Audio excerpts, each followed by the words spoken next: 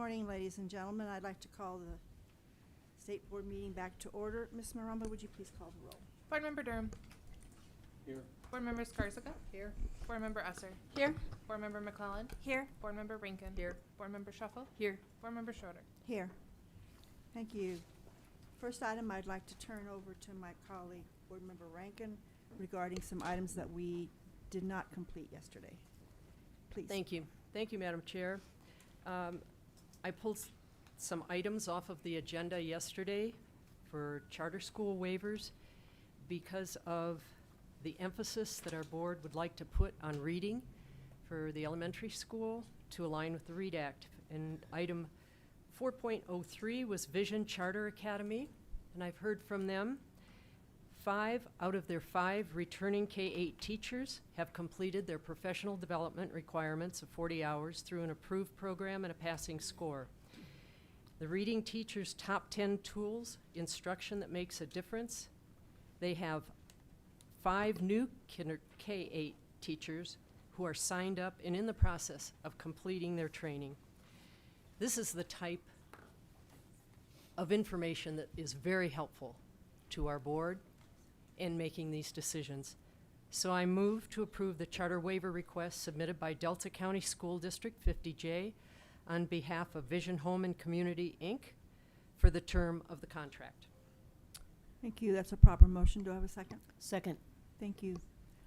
Colleagues, are there any objections? Let's proceed since we've got a bunch Item of these. 4.04, the waiver request from Pioneer Technology and Arts Academy.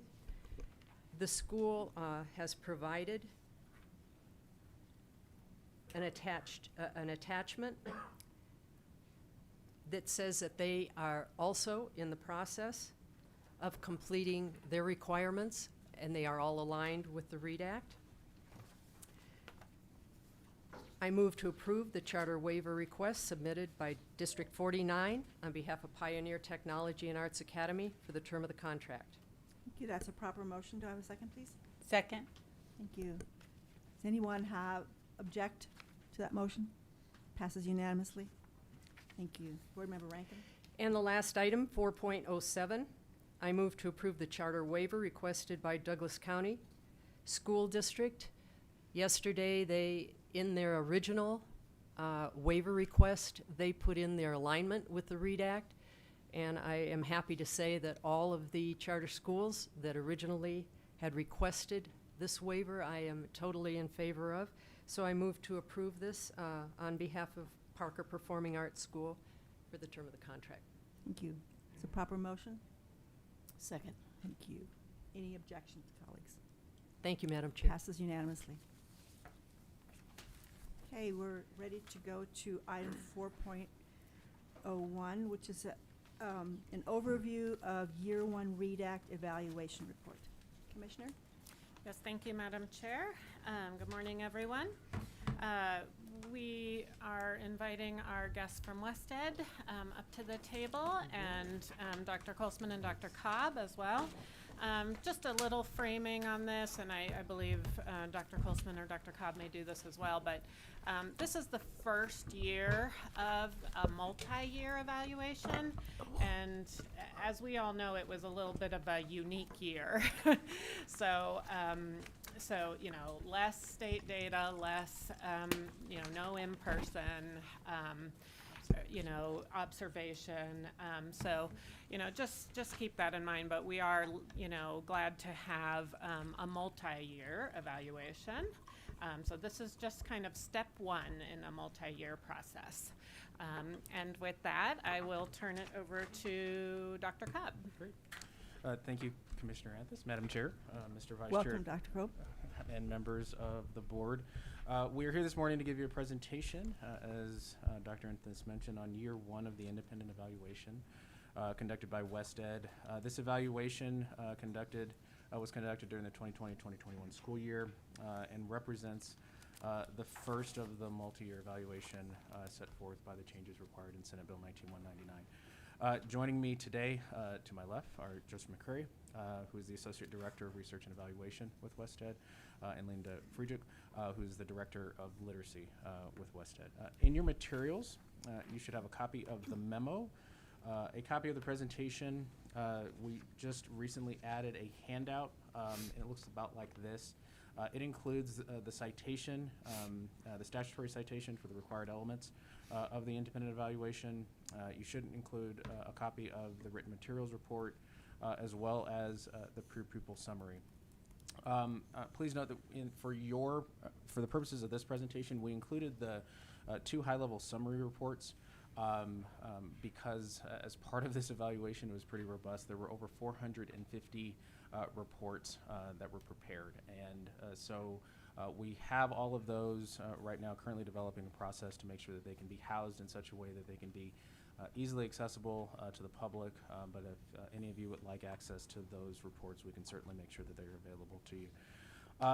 As Commissioner Anthis mentioned, to do a little bit of context setting for you, we wanted to kind of highlight some of the pieces that led up to this.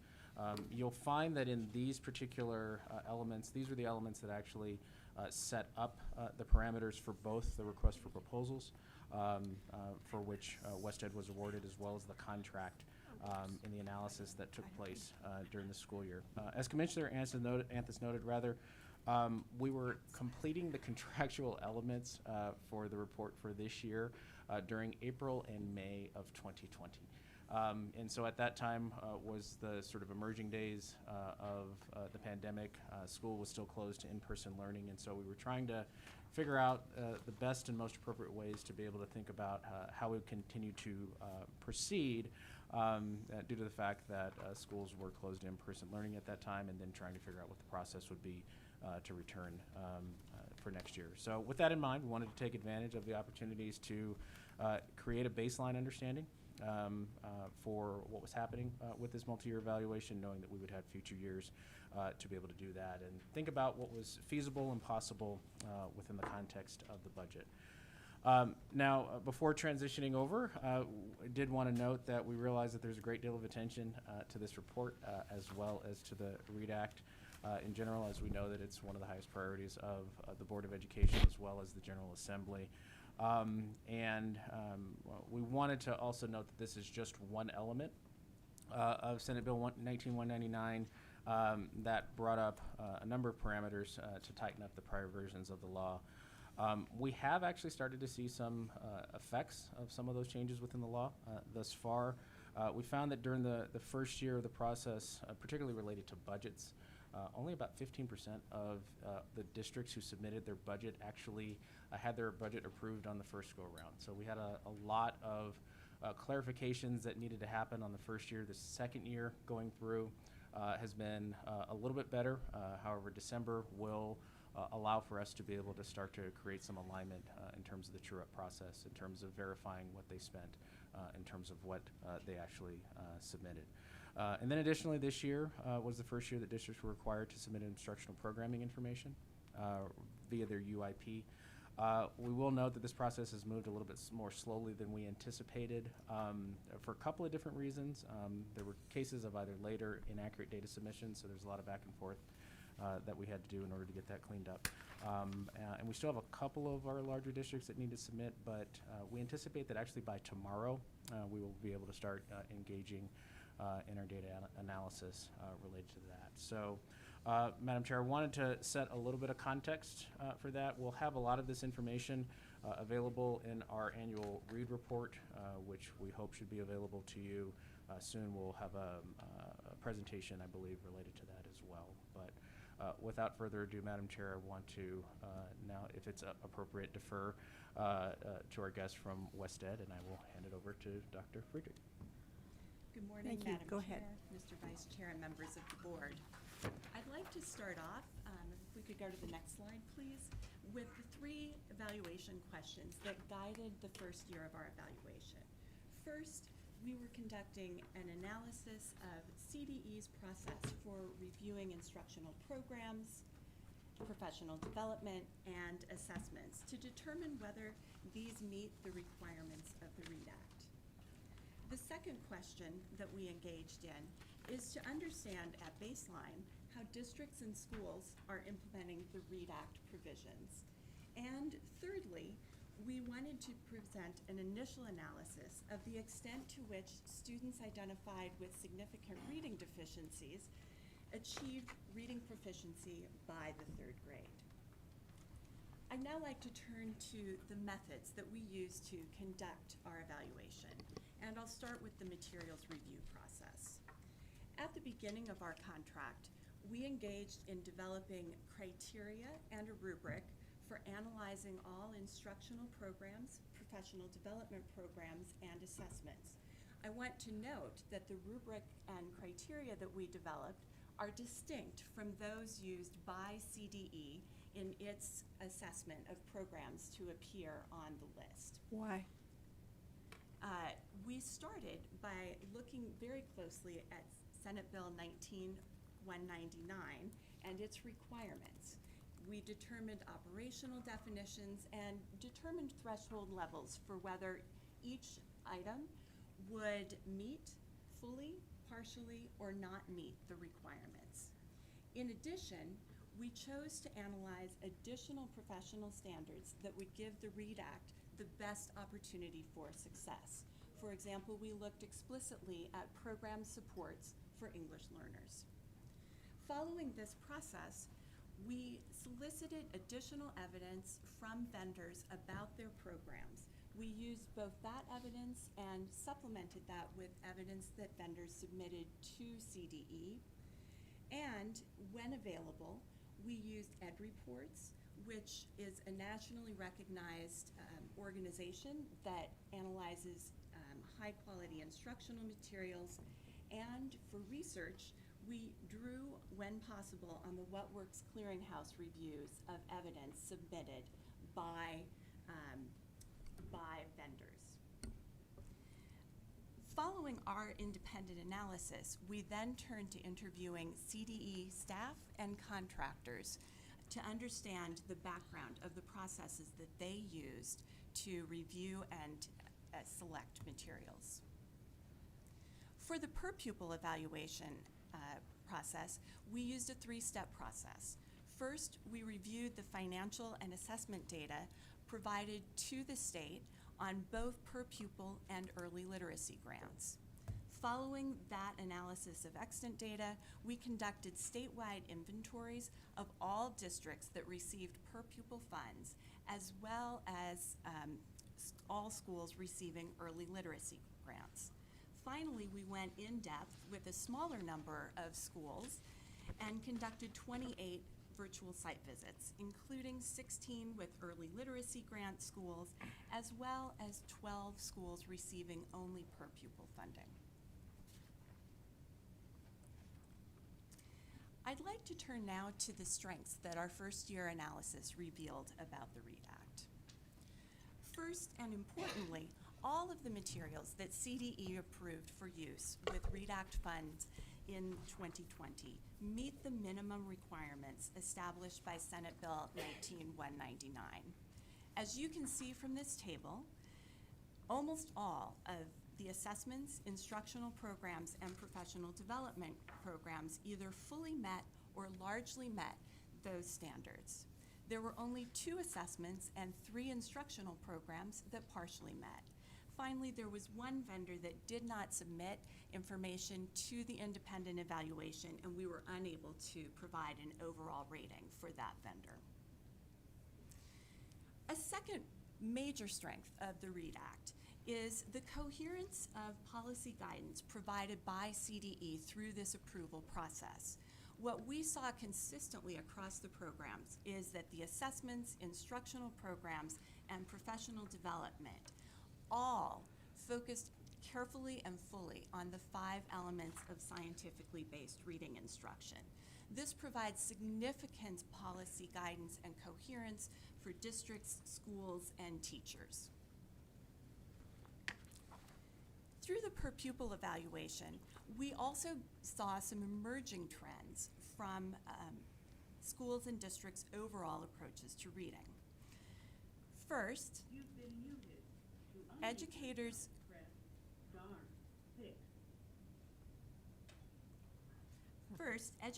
whose tenure predates the READ Act indicate that it led to an increase in the amount of time spent on reading. Second, we learned that the READ Act also led to an increase in data-informed, tiered approaches to reading instruction and interventions.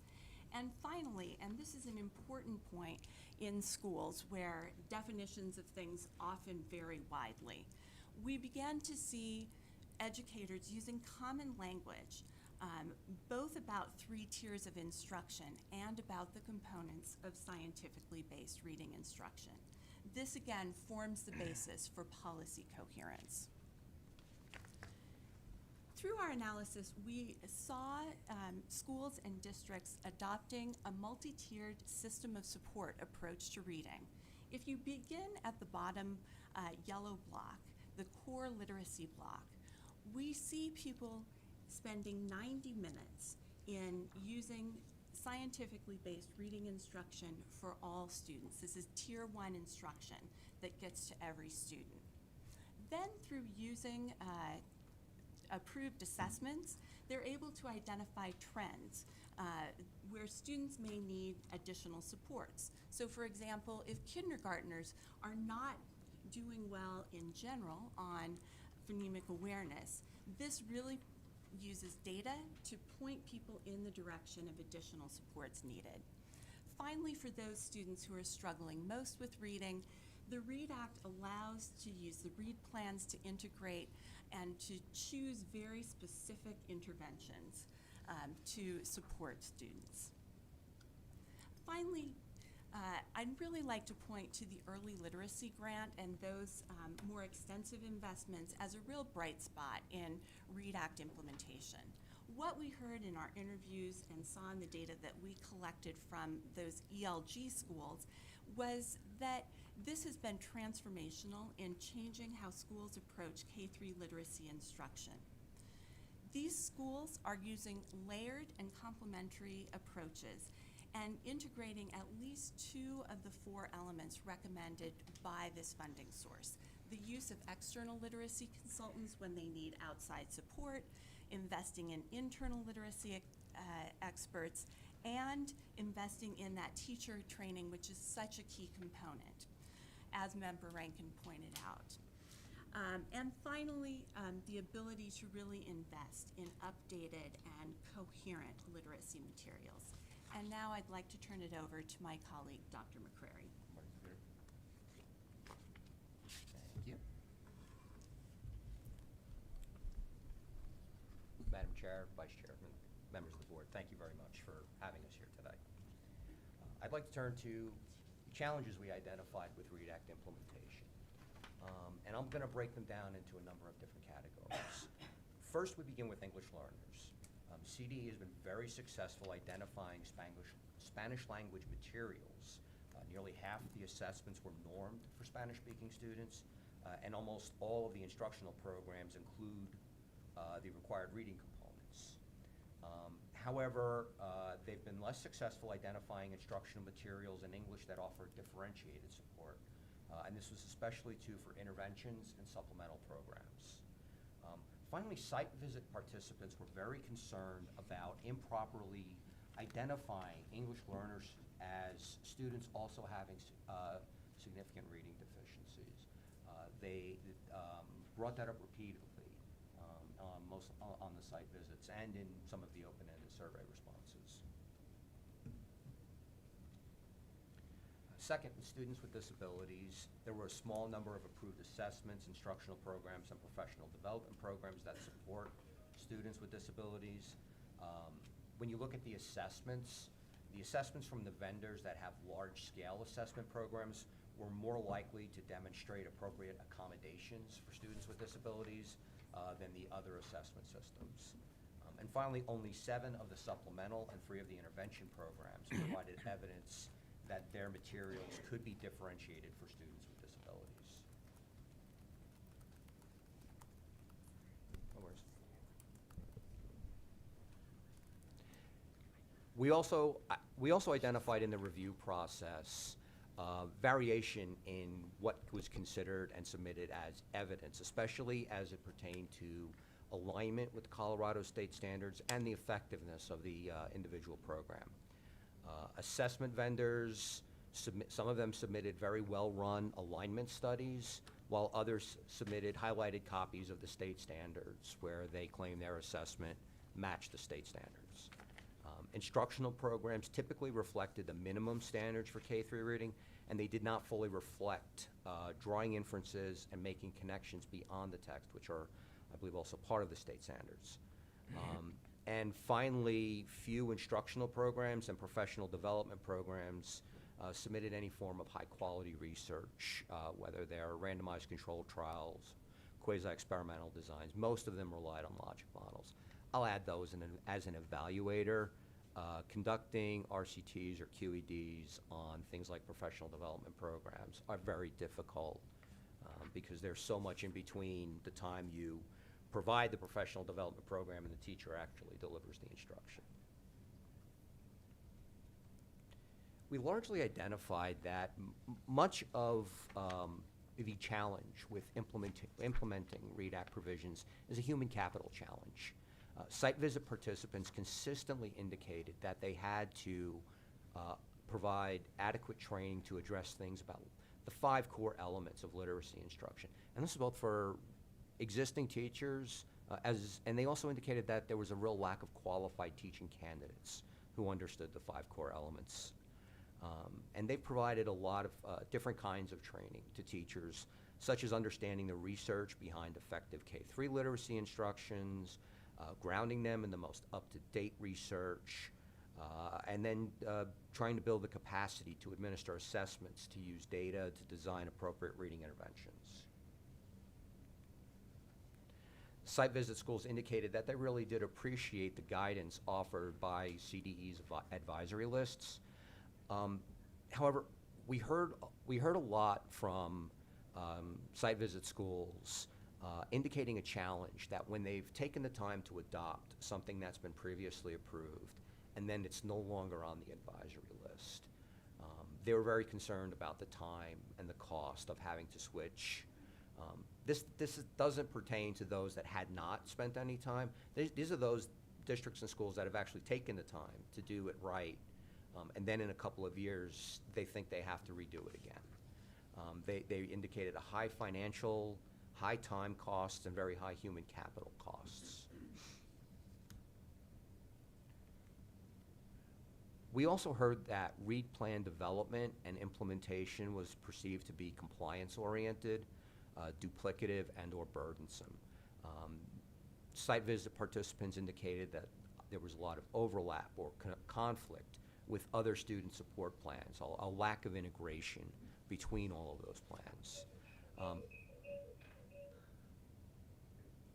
That said, we did see that where schools that were well-resourced and had consistent staff support, such as a reading interventionist or a reading coach, tended to indicate that there was higher consistency and fidelity of the READ plan development and implementation. Turning to outcomes, and I'll walk through each of the next few slides. The way to interpret this slide is, if you look at 2018-19, of all of the third graders in 2018-19 who at any point in time had been identified as having a significant reading deficiency, 4.4% of those achieved proficiency on the CMAS ELA assessment in third grade.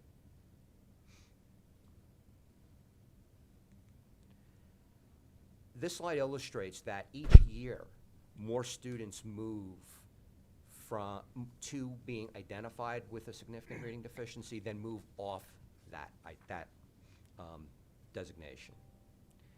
And I want to examine one cohort. And so this is a different population than the previous slide. So this is the population, the ones that I talked about, the 4.4%. These are the students that at any time had been identified with a significant reading deficiency. And so you can see their movement between being identified or as having one or not having one. And I think the big takeaway for me on this slide is that very large jump between 2015-16 and 16-17, which would be as students transition from kindergarten to first grade. for this particular cohort.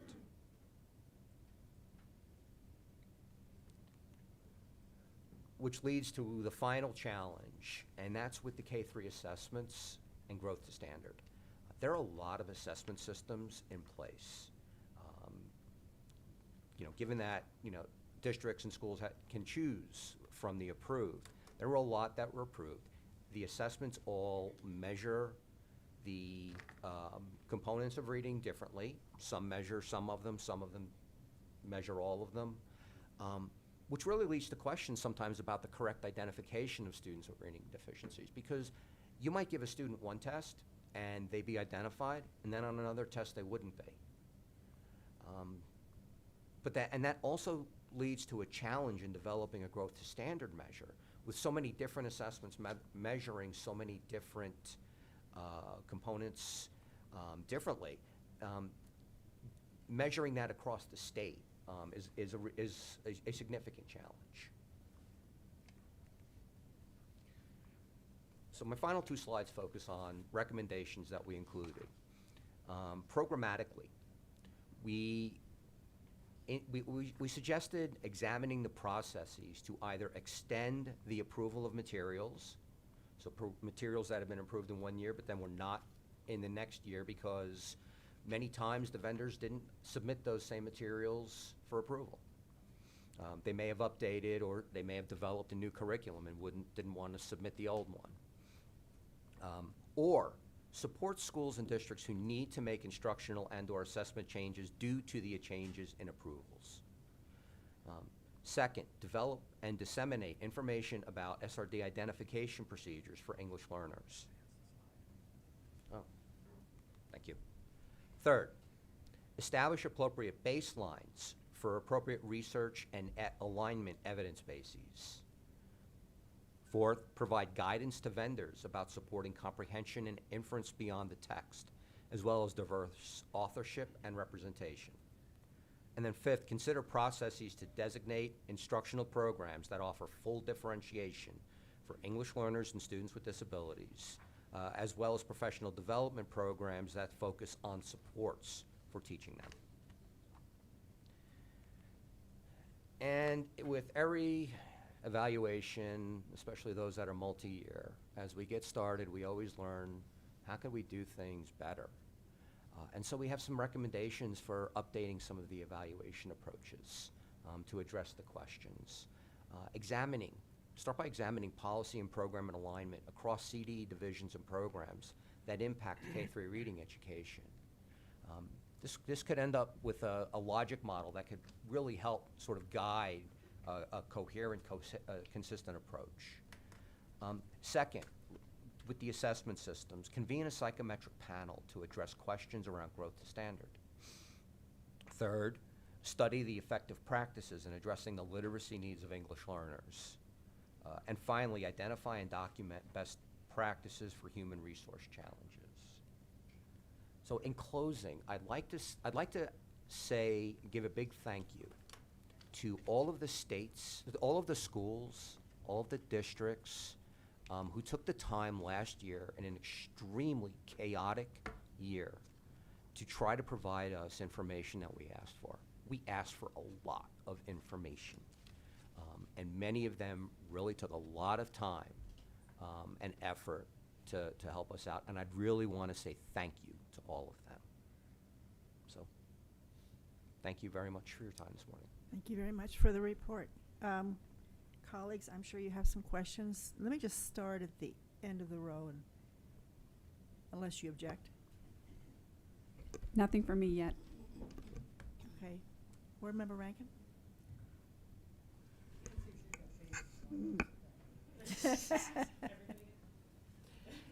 First of all, I don't know if you have these numbers, but how were these 28 virtually observed schools selected?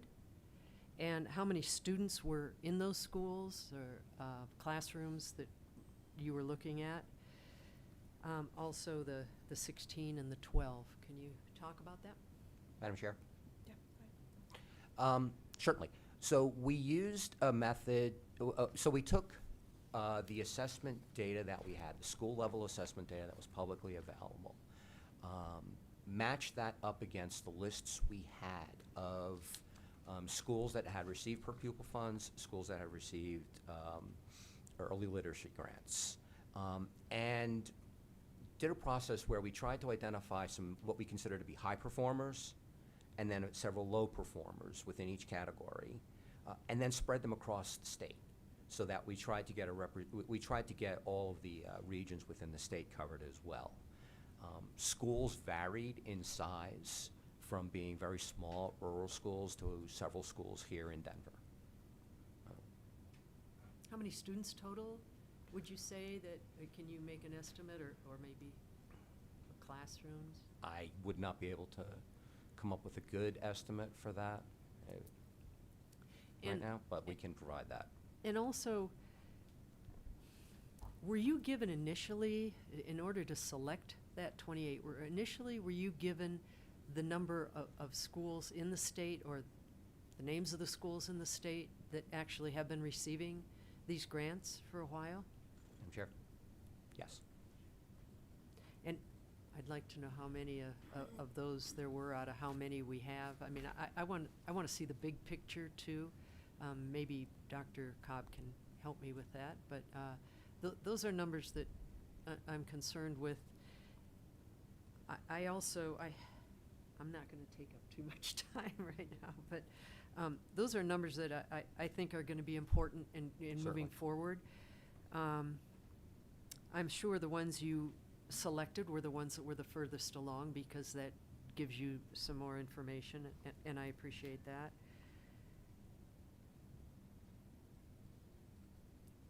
I think I'll ask some other questions. I have some other ones, but I'm going to go down the line and then I'll come back. Thank you, Madam Chair. So thank you for this report. It was a couple years ago when the bill came through, designing this, requesting this evaluation, and Member Rankin and I sat in a room together, and we sat with people and kind of hashed this out, because the big question was, should we just put this all in grant funds, or should we? That was kind of what led us to this idea of, we see this data, this 4%, but what does it really tell us? It doesn't tell us who's being more successful, who's not. We should have this is a pretty big investment, right? So we should have a pretty big evaluation. So this is kind of fun to read this. Excuse me.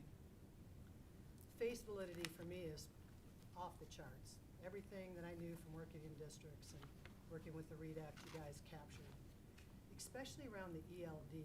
And I did have just a couple of questions, and maybe this is not, maybe we don't have enough time, but what is the guidance, current guidance given to districts on whether to put a first grade ELD student on a READ Act? That's an acronym. Could you explain what the? Oh, I'm sorry.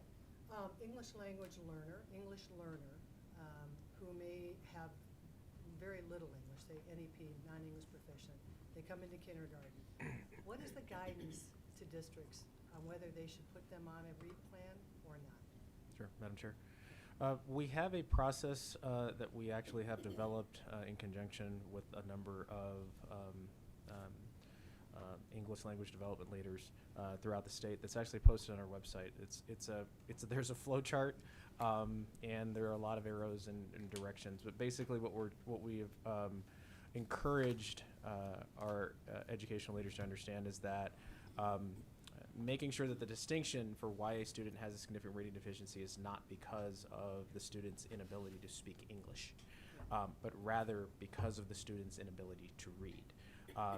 This gets a little bit more complicated for languages that are beyond Spanish, because there are opportunities in some cases for students who happen to be native Spanish speakers. But in our guidance, that's when we started talking about last year this conversation about a body of evidence as it relates to what might be contributing to a student's struggles as it relates to the assessment, and that would be one of those cases. What we would like to be able to see proportionally, and I'll defer to my colleagues to my left, but proportionally what we would assume is that the percentage of students who do not happen to speak English, who have a significant reading deficiency, would mirror percentage-wise the same number of students who happen to be native English speakers who have a significant reading deficiency. So we shouldn't see any form of disproportionality that reveals itself. And we have, in some cases and in conversations with some districts, seen that. The way that we handled it at the time was simply just engaged in conversation to say, hey, were you aware of this? And in some cases, they just weren't aware. And so that actually was what led to us realizing that we needed to update our processes in terms of our communication. If I recall correctly, that was part of a recommendation and a conversation that emerged from our Read Plan Working Group, as I'm deferring to Dr. Krolsman, as part of it. And the fact that this additional recommendation emerged again leads us to realize that it's something that we'll likely need to revisit and certainly clarify. So is it, just a few years ago when I was in a district, is it fair to say districts had different philosophies and policies on whether to put these children, EL students on? And that has been probably one of the issues with data. It's just another challenge. Okay, so I just point that out. It's still something that needs to be taken into consideration. Okay. I think the other area, what I was really hoping for and really looking forward to is the idea about growth to standard, right? And I totally, so that's my doctorate, okay. I totally get this, and that's what started driving me nuts, is we would see this data that would just say, here's what we have, but that doesn't tell me if school A has got just a few students below SRD and they're able to pop them over, school B has 50 kids way low and they're able to grow them just almost to the top. You can't talk about true effectiveness, right? So I understand at a state level how difficult this is going to be with all the different assessments. Do you feel like you could have more success at the local level where they have the same assessment used pre and post, that you will be able to do some kind of, it just seems to me, even if we ballparked it, I don't, smile. For any assessment, I should have an understanding of what the expectation of growth is, depending upon different start points. You're smiling, but that doesn't, Madam Chair? thank you. Okay.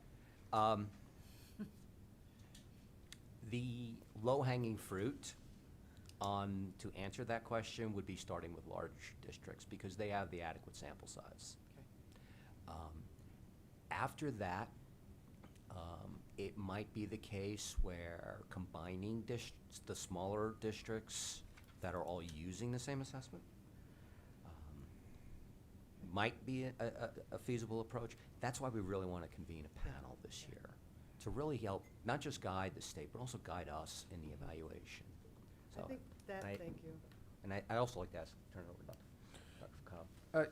Madam Chair, yes, I think that this has been a process that we actually have been engaged in kind of in parallel processes this past year, in working with Marzano Labs to actually get a clear understanding of the actual model that we would need to create in terms of being able to adequately measure growth to standard. And that was another months-long process to try to identify the challenges, because certainly you're aware of this, but I'll say this for the broader public, which is that because the assessments have different scales, because the assessments use different categories, in some cases, it can make it a bit challenging to determine whether or not there is a comparable growth to standard. And so certainly,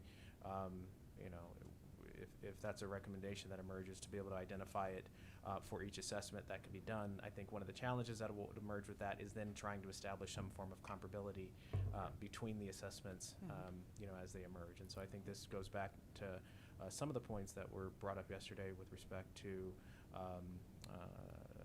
the group that is focused and working on dyslexia in terms of trying to identify, a more narrow box as it relates to this particular conversation. I do get that. And would it be fair to say, last question, would it be fair to say that if, as a teacher, I knew what an expectation would be moving from one year to the second year on these assessments, if I had a pretty solid growth to standard, that I would be better informed, I could see which students were making progress and just a little bit more, in a more reliable way, rather than having to just use my judgment. Would it be helpful? Does that make sense? Yeah. Board Member Skarsgård, Madam Chair. Yes, because the challenge that we're running into is the alignment of the assessment to the CMAS. Yes. Okay. That then becomes the additional link that needs to be made. And we've had several conversations with educators who will talk about what they feel has been success on the assessment, on the READ Act assessment, we'll say itself, but not as much on the linkage between the READ Act assessment and the READ Act. And so then again, that again, continues to, it's not something that's impossible to do. It's just, it requires time to be able to engage in the psychometrics, to be able to develop a clear model in order to make that happen. So it'll generalize. I get it. Thank you. I'll stop there. Thank you. Board Member Dura? No questions. Board Member Esser? Thank you, Madam Chair, and thank you for your presentation and your work. Thank you, Marie. And thank you, Dr. Cobb. I hope you're feeling much better. Thank you. My area is English language development. I was the director of the department at Regis. This is not a new issue. This has been going on since 1997. We have districts that have almost 50% of their students identified as English learners. I wonder if there is a way for the department to work together with the culturally and linguistically diverse department here so that all teachers are trained simultaneously in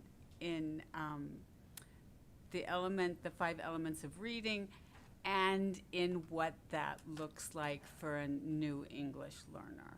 I think that's where the problem is. I've been in both situations where they're terrified to identify a student as having a significant reading deficiency or put them on an IEP where it's clear that's where they belong. On the other side, I've seen kids who can't speak a word of English and the teacher decides, well, they didn't answer anything on the assessment, so I'm going to put down they have a significant reading deficiency.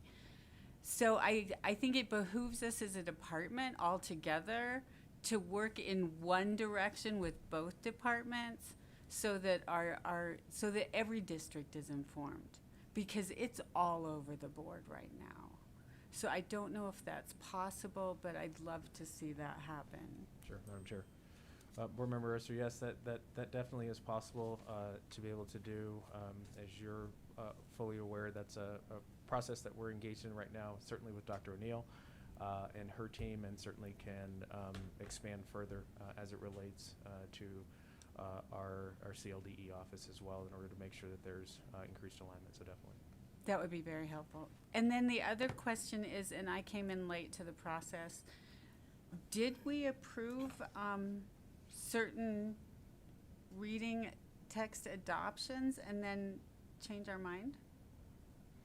Madam Chair, Board Member Esser, yes. So to help provide some clarification for that, there was an allowance for, I believe, intervention instructional programs prior to the passage of Senate Bill 19199. So when that question emerges, it actually relates specifically to that.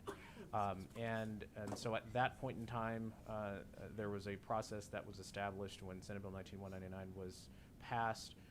We revised our process and made sure that we tightened things up to ensure that everything was in alignment with the science of reading. And so there are a number of reasons why, similar to vendors not submitting to the new process, or perhaps they're discovering something in the new evaluation that may not have been discovered previously, but for whatever the reason might have been, those intervention programs may not have been added to the list. And so that's where that's where that distinction is being made. This isn't related specifically to core programming. Core programming was not authorized, READ dollars were not authorized to be used for core programming until the recent legislation. Okay, that makes sense. And then one final question. Go ahead. So there are intervention programs that are very well aligned to what English learners need. do we have that somewhere for our districts to access? Sure, Madam Chair, Board Member Esser. Yes, one of the challenges that we ran into, particularly with the Spanish language program, this was an issue related to the pandemic. The vendors were requesting a process whereby we could have large groups of people together face-to-face to review their program. So one, trying to find both bilingual reading teachers who can support us with this, and trying to do that amidst the pandemic proved to be a bit of a challenge. The way that we had to adjust as a result of the pandemic was to transition our process from one that was face-to-face to one that was virtual. For most of the vendors, that wasn't a challenge. For a few of our vendors who submitted programming with Spanish language, they requested that not to be the case. And so we're actually, due to the fact that our cycles operate on a pretty short timeline, we'll be revising programs here, begin probably starting our process again here very shortly. And so certainly we'll be able to make sure that we work with our CLDE partners and ensure that we're continuing to make sure that we can get as robust a sample of programs that are specific for English learners as much as possible. Thank you. I appreciate all the hard work all of you put into this. Madam Chair, thank you. Board Member Sheffield? Yeah, my echo also the thanks for the report. So if I'm right about this, then I think your methodology in getting these data was surveys and 28 virtual site visits. Is that right? And so when you talk about the virtual site visits, was that guided by a certain protocol of questions, and you were really trying to dig deep into which aspect? Because I'm looking at, it seems like slide 6 says of the assessment, so we're looking at leverage points, right? I mean, this whole board is totally committed to ensuring that these funds make a difference and more students learn to read by the end of third grade. It's our only state literacy initiative with lots of great resources. We want to see that it works. So when we look at slide 6, it looks like the assessments, 13 are aligned with the READ Act, 2 are not. What we don't know is which 2 are they and how many districts and students use those assessments. Then we have programs. 64 of the programs are aligned. 3 are not, but we don't know of those 3 programs that are not, how many individuals, how many districts are using those programs. And then the professional development, 6 are aligned, which is great.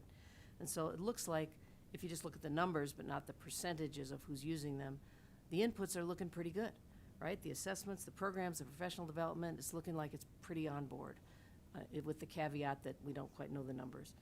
Then we look at slide 10, which is, okay, what are people doing with these resources? So the inputs are looking good theoretically, but let's look at the numbers, the percentages behind the numbers. Then slide 6, what are people doing with it to actually change instruction? Well, they're hiring external literacy consultants, internal literacy consultants. Teacher training is enhanced at the school, and then the literacy materials are being updated. So when you did your virtual site visits, because we're looking for leverage points, right? How can we make this better? What, were you kind of gleaning all this information, attaching the survey questions to your interviews? Or what was your methodology as you did the virtual site visits? Madam Chair. Thank you for the question. Yes, we were guided by protocols that we developed early in the process.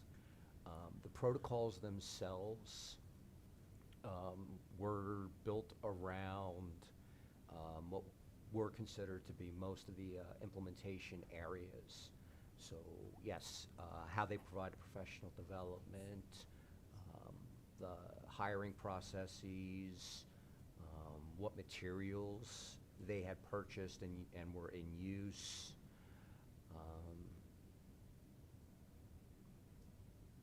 Staffing questions, hiring questions,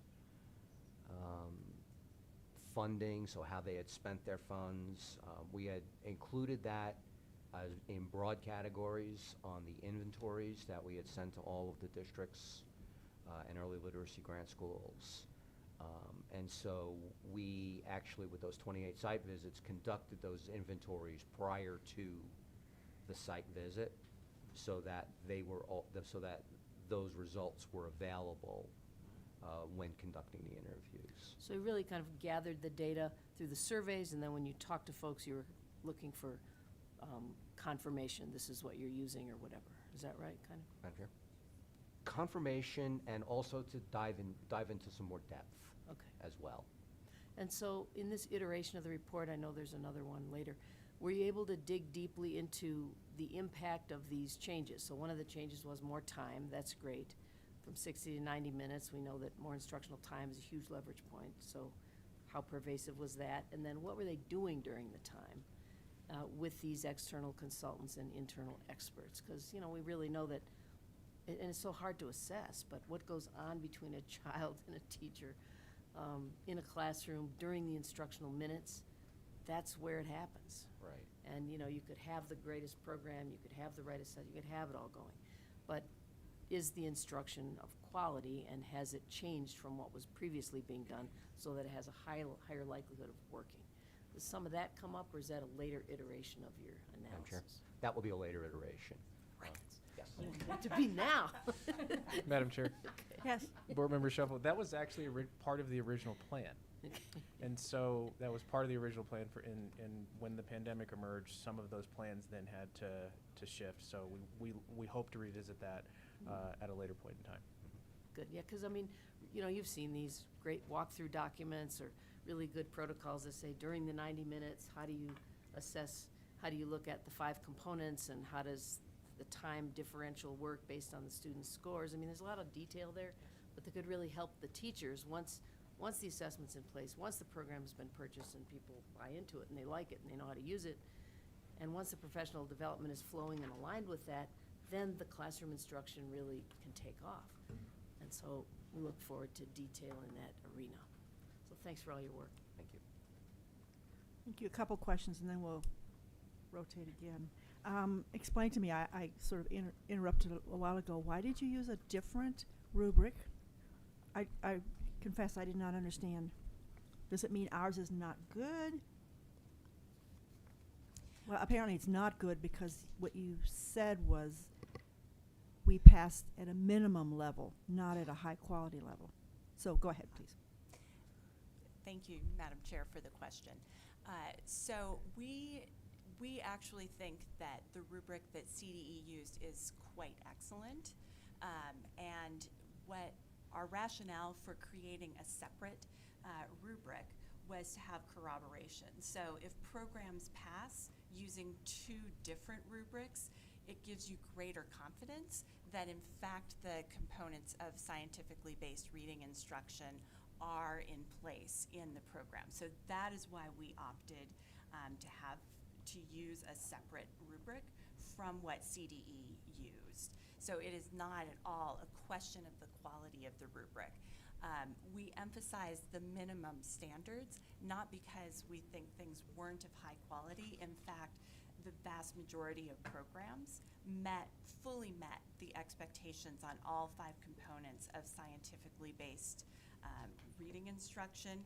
We said the minimum standards because we believe that the READ Act sets the baseline for all of the instruction that can take place, and that there can be, once those minimum criteria, that foundation is in place, that then there can be even more in-depth instruction, professional learning that reaches the full set of academic standards. So when we think about those minimum standards, it's those components of Colorado's academic standards that are identified. These are the minimum standards that every child must meet. And then, as of course the board is well aware, there are additional standards that don't have that designation. So thank you for that clarification question.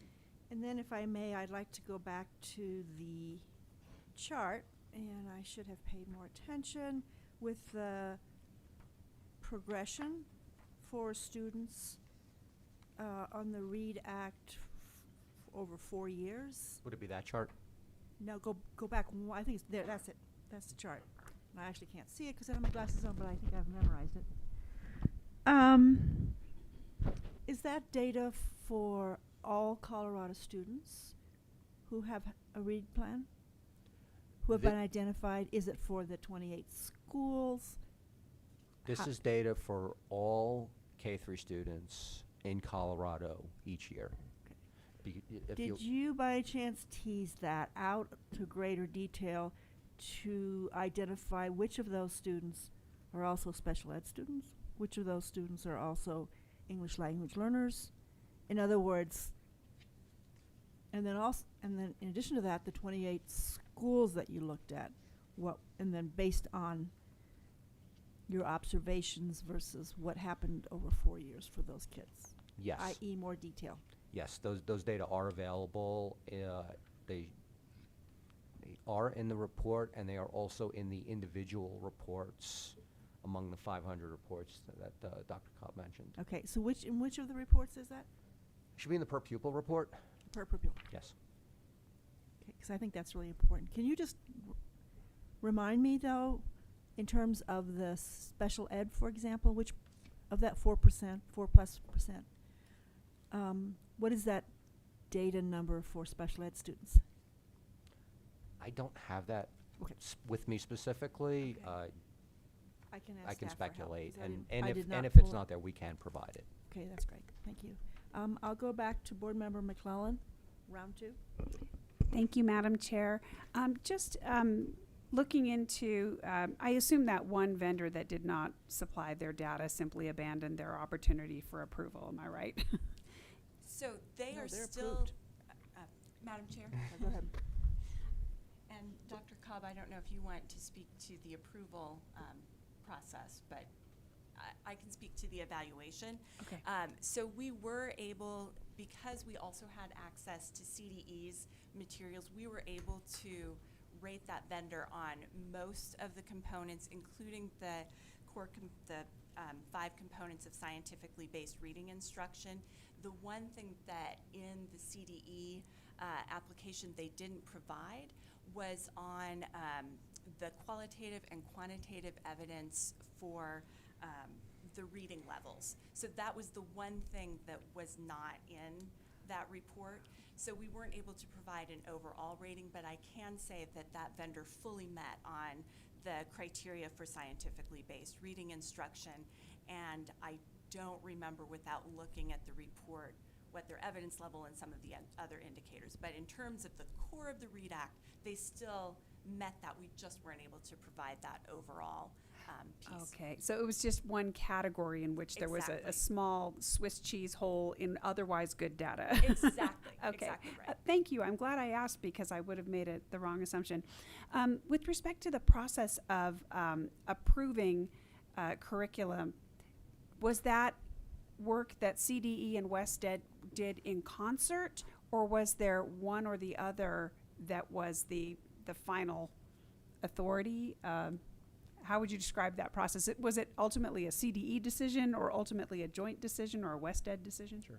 Madam Chair, Board Member McClellan, we, as a staff, we wanted to make sure that we adhered as much as possible to the independent part of the independent evaluation when it came to that. And so we understood that we had our process that we conducted. We understood that WestEd was not only going to look at our process, but to have their own process that they were going to be able to do separate and apart from us.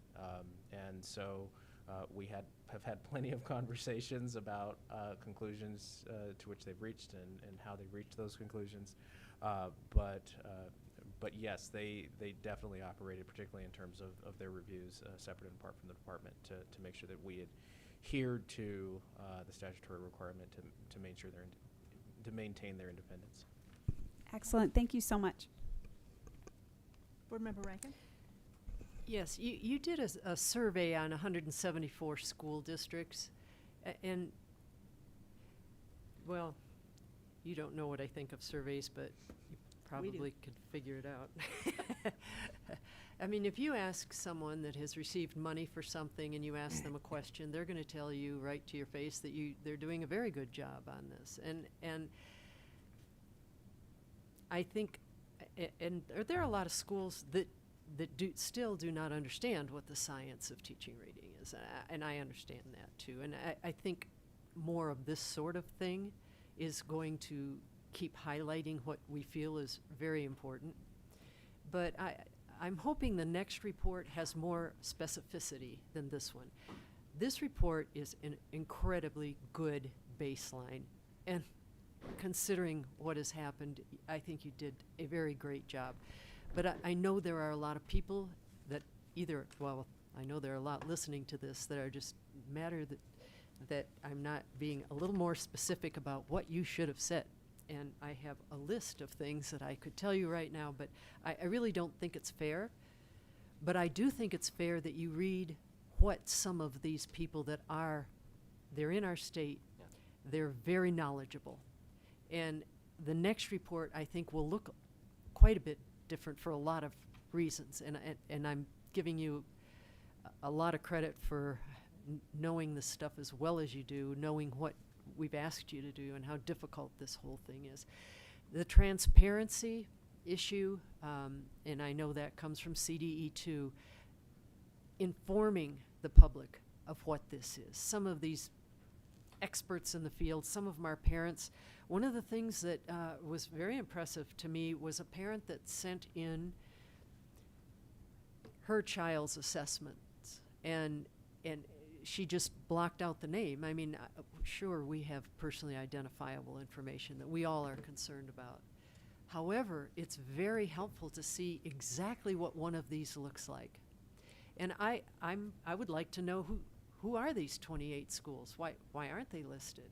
And also, you're saying that we have just a baseline of what would pass on our on the bill, but we've got some out there and some people that are doing a tremendous job. I want to know who they are. Transparency. I think we need to know what schools are our models in our state and the best practices, and we need to share that, and we need to shine a spotlight. I hear where, and it disturbs me greatly, that a lot of our administrators have not had any of this training, and yet they're evaluating these teachers. That I think needs to be changed. I have spoken with some superintendents that say, this is phonics. We all know that. This is not just phonics. This is rocket science. And they don't know that. So these things have to come forward, and it is a process. We can't do it all at once. This is a good start, but we have to get into more specifics and transparency without having the PII of any student or small school out there. I think you know exactly what I'm asking for, and I know you can provide it, and maybe CDE can help with that. Sure, Madam Chair. Please. Yes, certainly. Thank you. We certainly can. You're passing notes. No.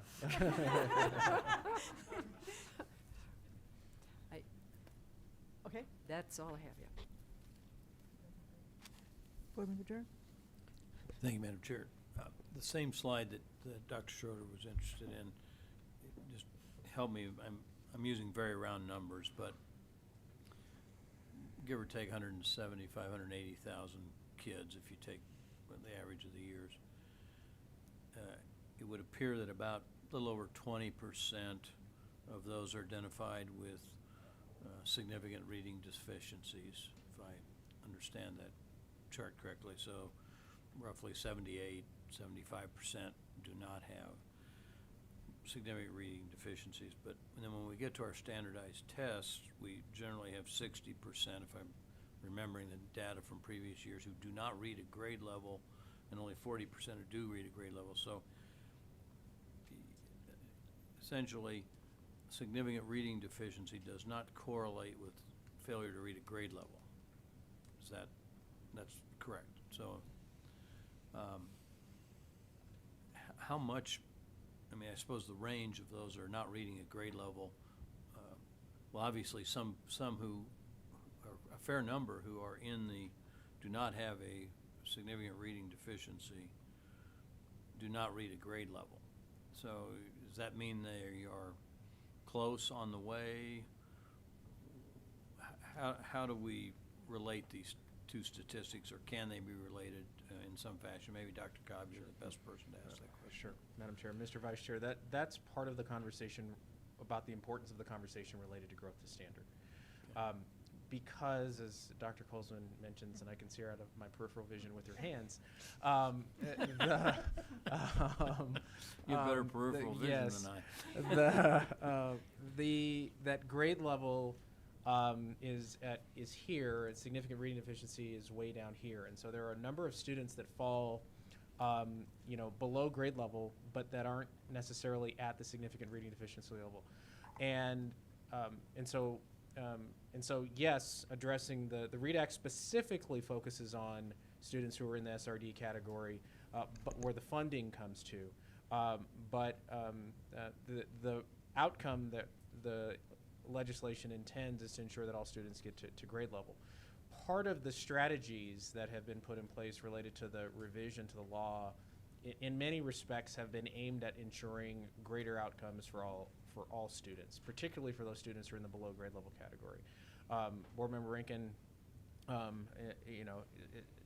engages in a lot of conversations with me about the K-3 teacher training, and there's an importance for that because the training doesn't just simply benefit students who have a significant reading deficiency, but it improves the knowledge for all students. I mean, for them to be able to meet the needs of all students. And so, what we would anticipate to be able to see is that as knowledge increases from our teachers, so too should the outcomes for our students who fell in that sort of in between category, because they too should be benefiting from the increased knowledge and the improved curricula and the increased culture related to reading within the schools.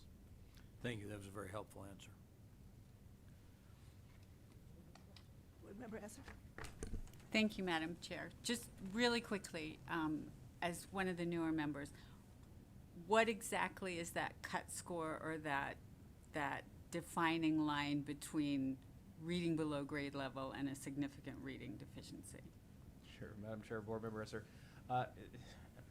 I don't intend to be vague on this answer, but it depends. It's vague. Because this is what we meant by the scales, the assessments being different, and they have Right. different scales. We worked really hard to try to have comparable cut points, but they use different numbers, different nomenclature, different systems. And so this is similar to what they were referencing before, which is that there may be some categories of students who might be on the edge, who may flag on one assessment and not flag on another assessment. And so that again is one of the challenges that we're continuing to work through. And like I said, we're trying to work with some segmentatricians to get greater clarification in terms of how we go about measuring that. So right now it's instrument dependent.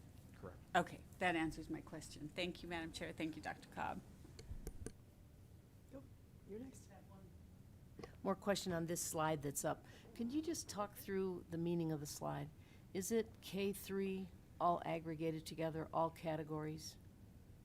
Is that right? Madam Chair. K2. K-2. K2, I believe, yes. I believe it's K2. I confirm that, but I do believe it is K2 students that are aggregated each year. So in 15-16, those are all of the K2 students in that school year. Okay. So let's say we look at the last column. 18,264 students began the 18-19 school year on an SRD plan and remained on it. Yes. And in those other categories, we moved 7,263 off of it. And we added 12,515. Right, okay. And if we look at the money we spent, so I mean, how can we think about that? We spent a lot of money trying to reverse or at least hit even. We're not doing it. And so we're looking at inputs so far on this report, right, saying, okay, we need to clean up some things, or some programs still aren't aligned, and some districts are still struggling because they purchased something else, they're trying to transition. So there's some slippage there that has been identified that we're working to close those gaps. But would it be this dramatic? I mean, if it was just on the inputs, I mean, do you have any thoughts on this as you did your virtual interviews and surveys as you look at it? I mean, from the public's perspective, it's like we're spending a lot of money and it seems like we're going backwards. Like the more money we spend, the less effective we don't believe that, but I'm just saying, how do you think about this? Sure, Madam Chair, Board Member Shuffle. One of the things that I think is important to think about this is that the data that has been presented up on this screen all predates the changes to the READ Act. And so when we start thinking about all of the measures that have recently been put in place, the K-3 teacher training, the requirement of the submission of budgets, our requirement to review the budgets, the requirement to use a core curricula that is scientific or evidence-based. All of those processes started, I believe the governor signed the bill in April or May of 2019. So one of the challenges that we ran into was during the 2019-20 school year, we ran into issues as it related to the pandemic. We did not have our performance data at the end of that particular year. Right. So that then created some challenges. So certainly I can imagine why someone would look at these data and say, well, is what we're doing working? And my response to that would be that what the data that you're seeing on the screen right now was actually the rationale and justification for why the law needed to change. And so what this year will actually be, again, one of the first years where we're able to start to get a real clear understanding statewide in terms of how, again, whether or not the expenditures that district said they were going to use matched up with how they were going to, how they actually use them, as well as having a clear accounting for all of the curricula that is currently being used within the state. And so the narrowing of those parameters begin to make the experience more, I won't say identical, but more in alignment with what we had typically seen with some of our early literacy grant processes where there were tighter parameters associated with it. Great. And one more comment. I really like what Board Member Rankin said, which is about highlighting schools that are kind of beating the odds. I know it's when you have these huge numbers, it's hard to show sometimes the good things that are happening in a pocket or in a bigger pocket. So finding those is really great. And then disaggregating by kindergarten, first, second. This school is really great at moving kindergarten kids out of that category, or second or third graders or whatever. So that I think would be helpful to other people that are receiving the grant. Thank you. I just want to remind ourselves that when we see a big jump in identified students from kindergarten to first grade, we collect a lot of first graders who did not go to kindergarten in our schools. They stayed in preschool, et cetera, et cetera. So that's something that wouldn't worry me so much as having missed kids, so much as by second grade, et cetera. So I just wanted to remind myself of that.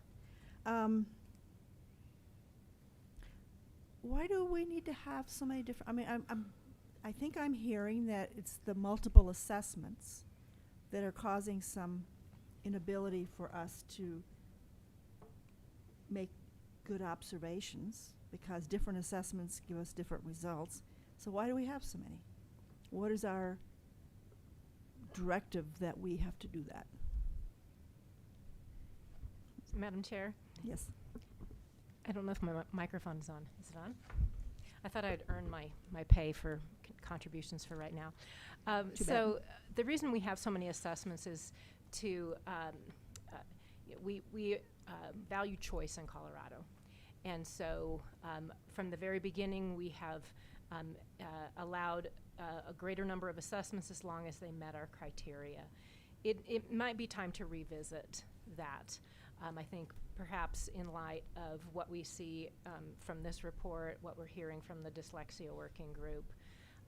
So, can we value choice as well as perhaps a tighter list that may be able to allow us to do more growth to standard calculations, provide more assistance in that area, as well as have be able to use those tools in a way to be part of a screening process. But again, I think that's something that we would like to have a further discussion with you as a board to see if that is of interest to you, and following the recommendations of the dyslexia working group. I would like to hear from, I'm not sure, administrators, reading specialists, folks who are responsible for the reading programs at their schools, which could be from the principal to the superintendent, et cetera. But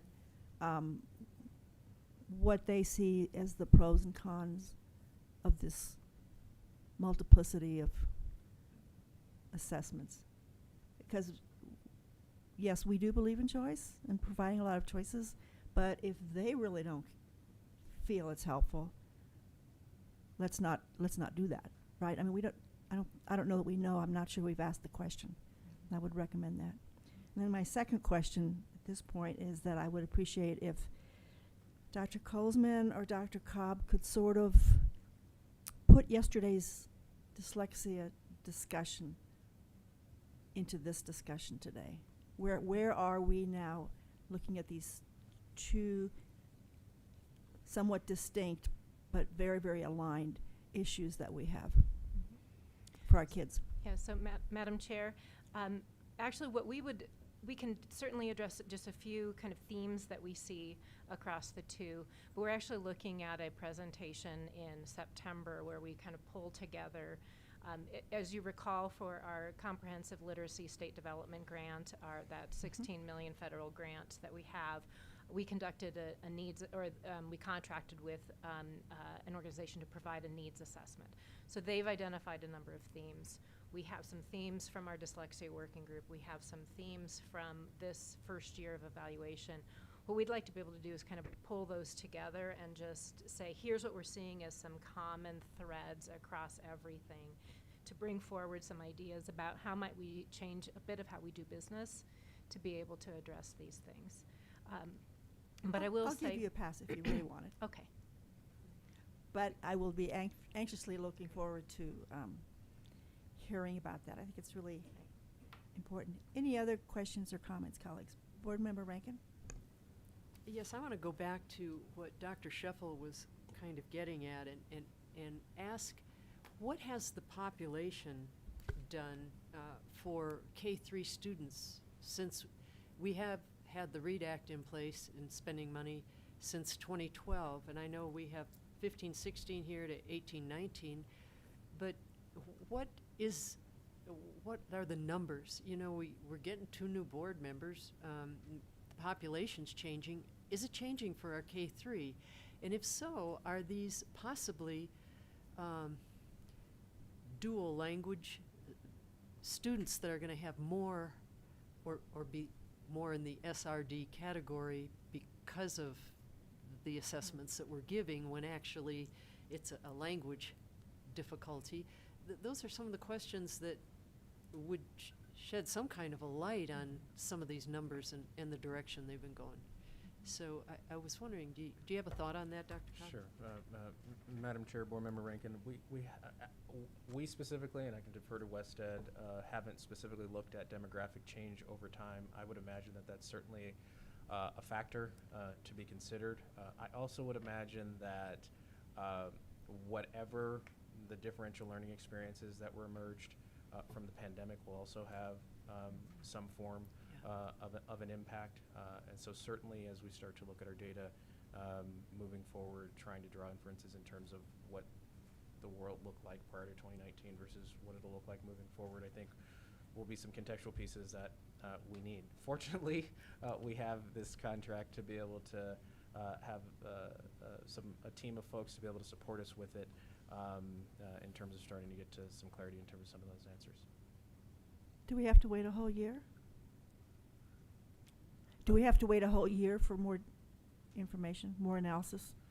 Madam Chair, no, we can certainly begin the process of that. Like I said, one of the things that we're always mindful of when it comes to this is making sure that what we're requesting is if within the parameters of what was bid with the request for proposals, as well as what is outlined in the contract. And so certainly we can ensure that that's the case, and those could be things that we could expedite as opposed to waiting until June of next year. So would it be appropriate for board members to, having received this report, to think about questions, and then we could get the answer, yes, this was part of what we initially requested, or no, don't expect this, or modify, or I think that might not be a bad idea, just to ensure that we're not disappointed that there's information that some of us feel we need to have, and it's not forthcoming because we didn't ask. Sure, Madam Chair, yes. I mean, that's the joy of research, right? No quality research fails to raise additional quality questions, right? It's no good if you haven't managed to do that. So thank you so much. Appreciate your coming. Appreciate the report. I'm not done. Oh, my goodness. My humble apology. This is day two. This is day two of cutting off Board Member Rankin. I remember in the beginning when we talked about curriculum and which ones are approved and which aren't, and I asked Dr. Cobb if he could put those in priority, and he kind of dismissed that question. And I know this changes all the time, but there are some programs that are more effective. We may not even know what they are right now, but if you give us information on these are the schools that are really going in the right direction, it would be really interesting if they are all using the same assessments or the same curriculum, or something starts to emerge that would be best practices for other schools. So I think that would be really helpful and interesting too. I just wanted to, I'm done now. Don't smile like that. Again, thank you very much for coming. We look forward to hearing more and learning more. Appreciate it very much. Thank you. Thank you. It was our pleasure. Going to call for a 10-minute break.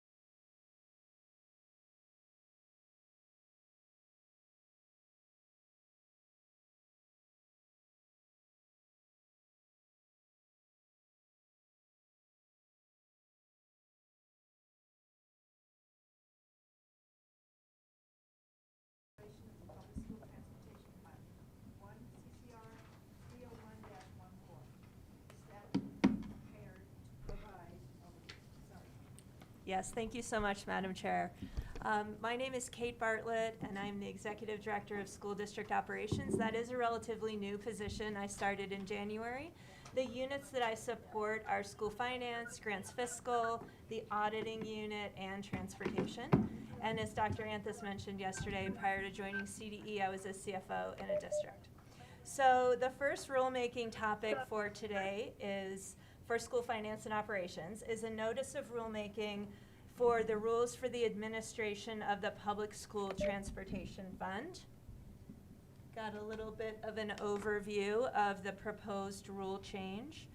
So the proposed rule change aligns board rule and state statute, and specifically, it extends the deadline for the submission of the transportation claim reimbursement form, which you may also hear referred to as the CDE 40, from August 15th to September 15th. The slide outlines the rationale and the reasons for this change. Accompanying this change in rule, the department will no longer grant extensions on these submissions, following guidance from the Office of Legislative Legal Services that such a practice exceeds our statutory authority. Other changes that are presented in the rules for the administration of the Public School Transportation Fund are merely cleanup items. Are there any questions on this one? And I have my my colleague and partner Jennifer Oakes, who I work with closely on everything, online as well, to help me with any questions on this one.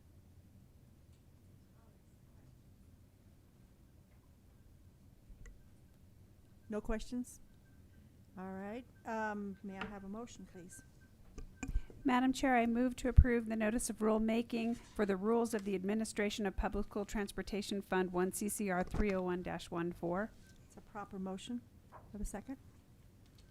Okay. Would you call the roll, please, Ms. Maramba? Board Member Durham. Yes. Board Member Escarzaga. Yes? Board Member Esser. Yes. Board Member McClellan. Yes. Board Member Rankin. Yes. Board Member Shuffle. Yes. Board Member Schroeder. Yes. That passes 7-0. Thank you. Next item on the agenda is a notice of rulemaking for the rules for the operation, maintenance, and inspection of school transportation vehicles. 1 CCR 301-26. Commissioner, is staff prepared to provide an overview? I can't get through that sentence. Yes, thank you. I'll just turn it back to Ms. Bartlett. Thank you so much, Commissioner, Madam Chair. So again, the second rulemaking topic for today is a notice of rulemaking for the rules for the operation, maintenance, and inspection of school transportation vehicles. Before I begin, I would like to introduce Susan Miller, who is our transportation unit supervisor. Sue has over 37 years in the school transportation industry and is recognized as a national leader in the field. I will rely on Sue's expertise to help answer any questions for which I do not have a ready answer. Okay. Oh, do you have my next one there, Marie?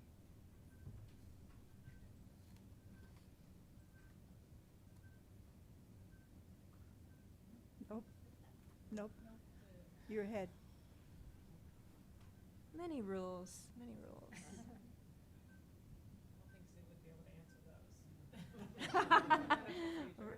Sue's pretty talented.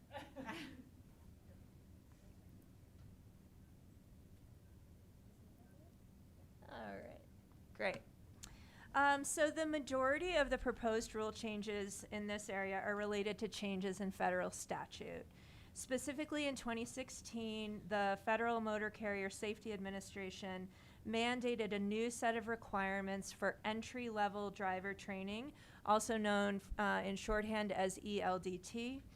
ELDT includes two components, a theory component and a behind-the-wheel component. And the requirements are a significant expansion of topics that must be taught and tested for entry-level drivers. As part of this new rule, the federal statute mandates the creation of a training provider registry. Entities such as school districts register for inclusion in the registry once they have approved instructors for both theory and behind the wheel. We are pleased to report that the transportation unit under Ms. Miller's leadership has been busy training ELDT instructors in Colorado this summer, and already has approximately 230 instructors trained in theory and behind the wheel. And several Colorado school districts have already registered for and been accepted into the training provider registry. The compliance date for the new requirements is February 7th of 2022. That is a 2-year delay from what was originally mandated. It was extended. The rule change also reflect another change in federal statute, which requires commercial driver's license holders to be enrolled in the Federal Motor Carrier Administration Drug and Alcohol Clearinghouse and in a U.S. Department of Transportation approved substance abuse testing program. There are some other proposed changes in the rules that really are cleanup, aligning to various small changes that we just needed to kind of clean up since we were opening the rules.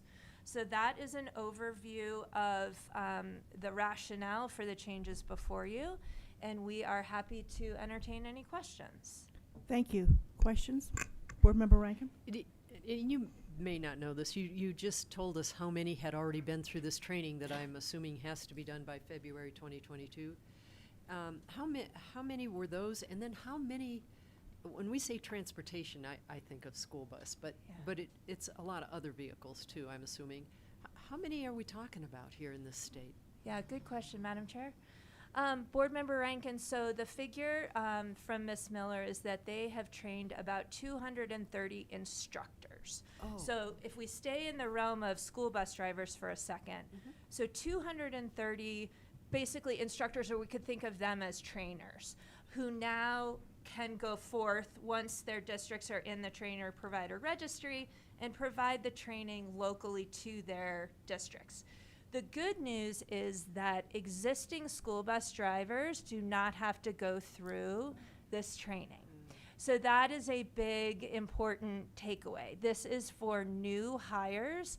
There are some exceptions for certain CDL licenses. If you're trying to expand, you may be subject to the new training requirements, but existing school drivers are not.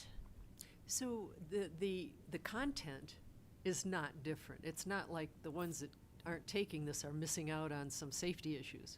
Madam Chair, Board Member Rankin, that's a great question, and I am going to defer to Ms. Miller to explain in a nutshell, what is new in the ELDT training, because there are additional topics.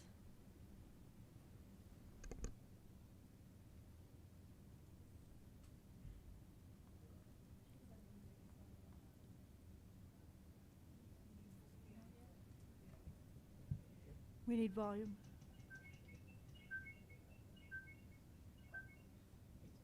Madam Chair, this curriculum is different than what we've had in the past.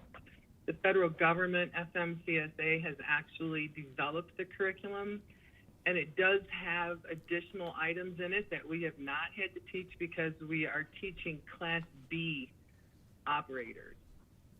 We attempted to have school bus drivers removed from this at a national level. However, the FMCSA could not remove us from this requirement because it is actually Class B. So it's Class A and Class B operators. The curriculum is different. They're going into items such as whistleblowers, coercion, things that don't necessarily pertain to school buses in particular. However, they do pertain to Class B operators. There is additional teaching that will have to be done, and we have provided all of those resources to our school districts, so they have all the information that they would need to be able to teach that curriculum. Thank you. Any more questions? Board Member Sheffield? Yes, thank you for the presentation. Can you speak to what the training is that's different? I mean, she mentioned a couple categories, but I mean, is this statute that's behind this, it looks like it's more about the fund than it is about the content of the teaching. So what is different here? Madam Chair, so Board Member Sheffel, so in this rulemaking section, it is about the operation of school vehicles. So Ms. Miller, could you please expand on the content in the ELD training that is new pending this federal legislation or as a result of?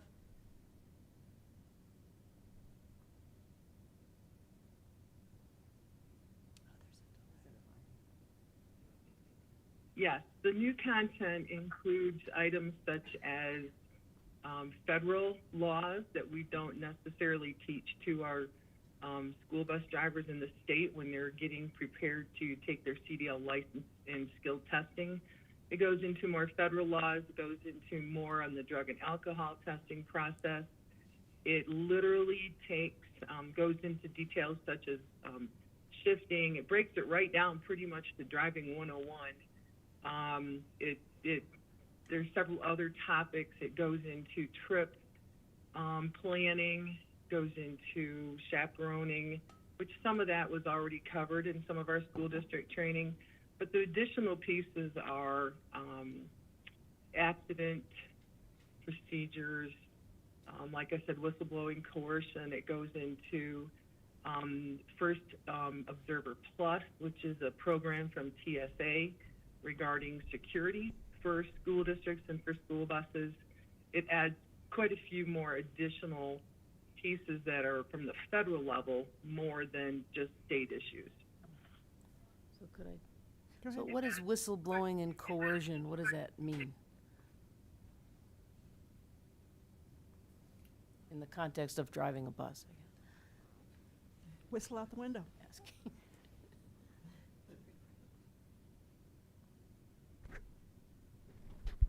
The whistleblowing basically talks about whether or not someone finds something that is being done that they believe is unethical or illegal, or they can report it and not be penalized for that.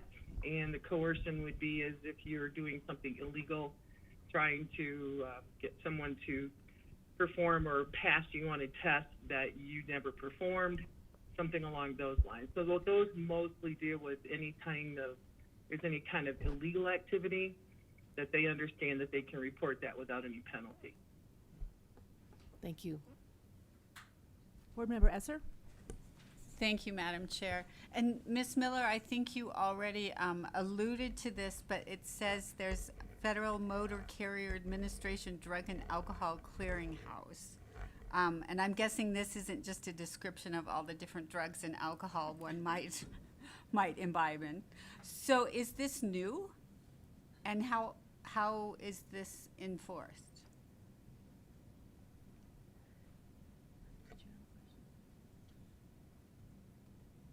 Yes, ma'am, this is new. This actually went into effect in 2020, where there was never any kind of a central location where drug and alcohol testing was put into a database where it could be pulled from anyone.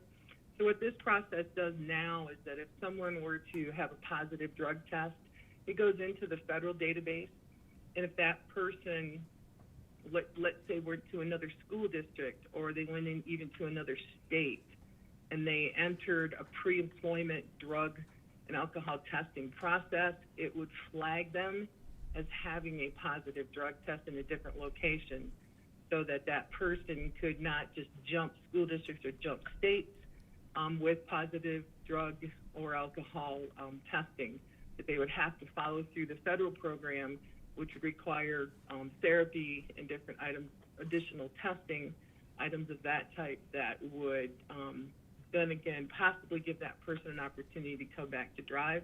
But it basically flags them nationwide if they're having positive drug tests. Thank you so much, Ms. Miller, Ms. Bartlett. Thanks, Madam Chair. Sure. Board Member Durham? Thank you, Madam Chair. Are there any significant changes in the maintenance requirements or who may perform maintenance? I think that has been a significant issue in the past, and is there anything that districts might consider onerous in maintenance standards?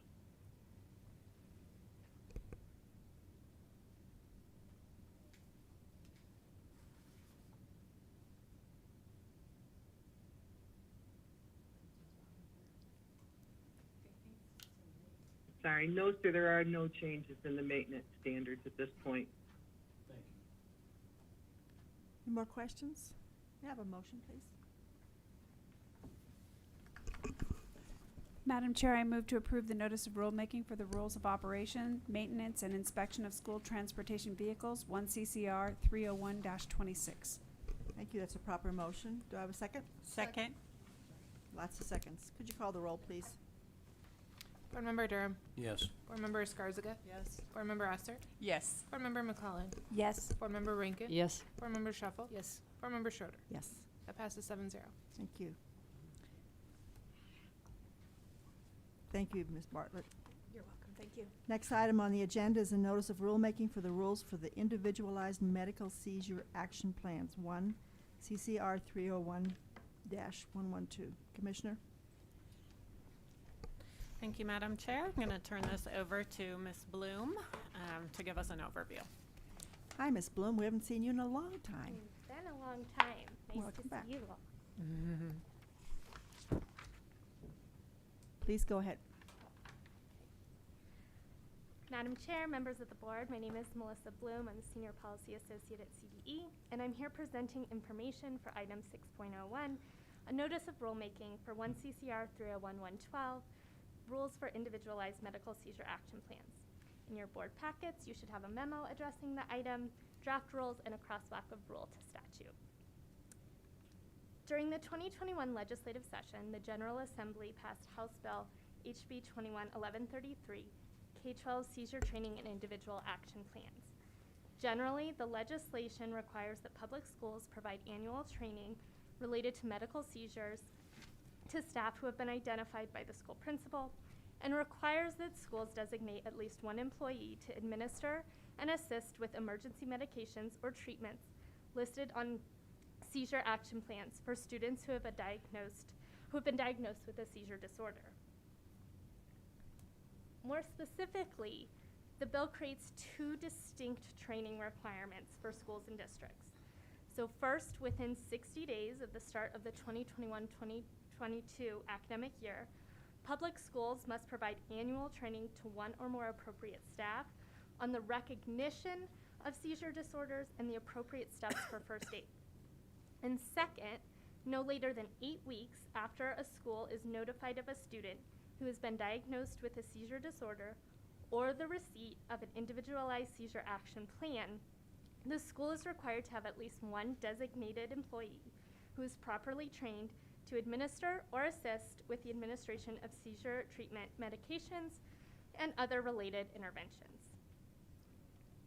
So in addition to the requirements for schools and districts, there are also requirements for CDE and the state board. First, the bill instructs CDE to develop guidelines for individualized medical seizure action plans that are consistent with programs and guidelines developed by recognized sources on epilepsy and seizure disorders and developed in consultation with a state organization that represents school nurses. Second, it requires the state board to adopt rules for individualized medical seizure action plans, including training and seizure care guidelines, no later than December 31st. So that brings us to the notice of rulemaking that's in front of you today. The draft rules reiterate these new statutory requirements for CDE and districts as they relate to training and care guidelines and individualized medical seizure action plans.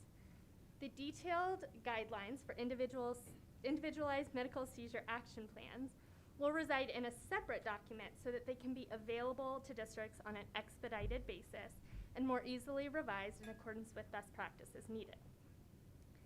CDE staff engaged with a number of stakeholders in developing both the draft rules in front of you and guidelines, including the Colorado Epilepsy Foundation, the Colorado Association of School Nurses, Colorado Children's Hospital, CASB, and the Colorado Rural Schools Alliance.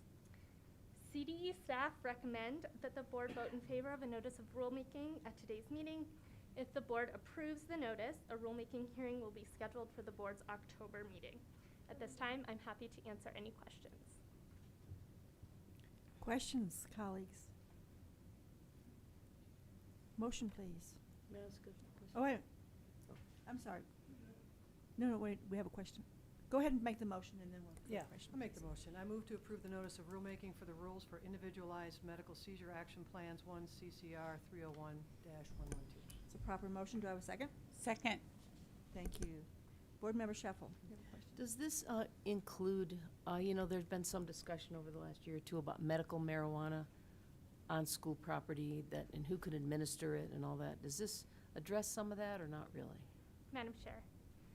So these rules do not address the actual treatments for seizure disorders, which may or may not include medical marijuana. Anything related to medical marijuana as a treatment is addressed in a different area of statute related to prescription medication on school grounds. And in addition, it's in a separate set of rules as well. So what is the purpose of this then? Just to concretize that specific condition and the fact that there's a plan for it? Because there's other medical conditions that could occur. So this one's pulled out because? Madam Chair, yes, it's pulled out specifically because statute now with this new bill requires you all to have rules on the training and guidelines, which it didn't before this new law. So that's why it's been pulled out separately, because there is a specific training requirement for schools and districts that must be in your rule now.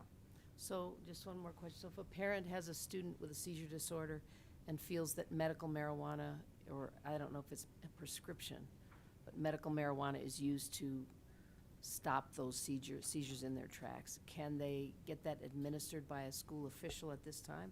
Or is that still out there as an issue? You said this doesn't really touch on it, but I would think if there's a plan and there's a therapeutic, then the plan would include what that therapeutic is and who could administer it, or does it not? Madam Chair, and I may defer to our Attorney General on this, but I'll give it a shot to start. But you'll notice that in the rules, there's a specific statement that any of those plans need to be developed in accordance with the district's policy on medications. Got it. So that's how that would be addressed through this rule. But more specifically, it would get addressed through your rules and statute on prescription medications. Counselor? How important is to have us? Yes, your question is, you're foreshadowing what's to come, right? Because there was another bill that did indeed require school districts by policy to allow the administration by school staff. Right. So invariably, there's going to be an intersection here, but that's the specific details of that and the conversation we're going to have is in that other set of rules. And I think it's maybe next month, I can't remember the I think it's 2 months away, so you've got that's Okay. 2 months before we come back to that conversation. Okay, great, thank you. Yep. Thank you. Board Member Skarzica?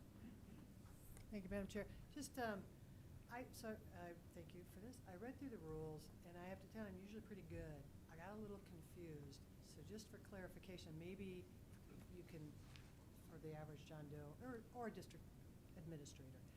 So there's an overall person that is there looking for the signs of potential seizure. So if you don't know if you have any cases, one person is going to be there who is trained, who might be able to say, oops, I think, and I'm going to get this moving. The second person is if someone is specifically identified, the second person may or may not be the same as the first person. See where I'm going? They would be trained then to deal with this person. And I got a little confused at first. I had to read it multiple times. I don't know if there's just an easier way to explain that, but Sure. but I did have it clear. All right, so maybe we just have to read it a couple times.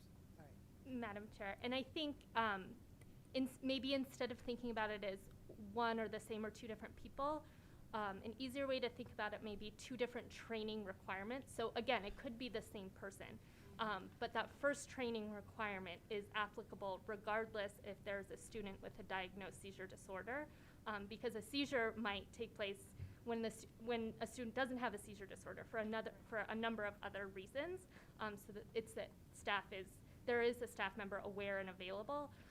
The other training requirement is only if there's a diagnosed seizure disorder. Board Member Rankin? Thank you, Madam Chair.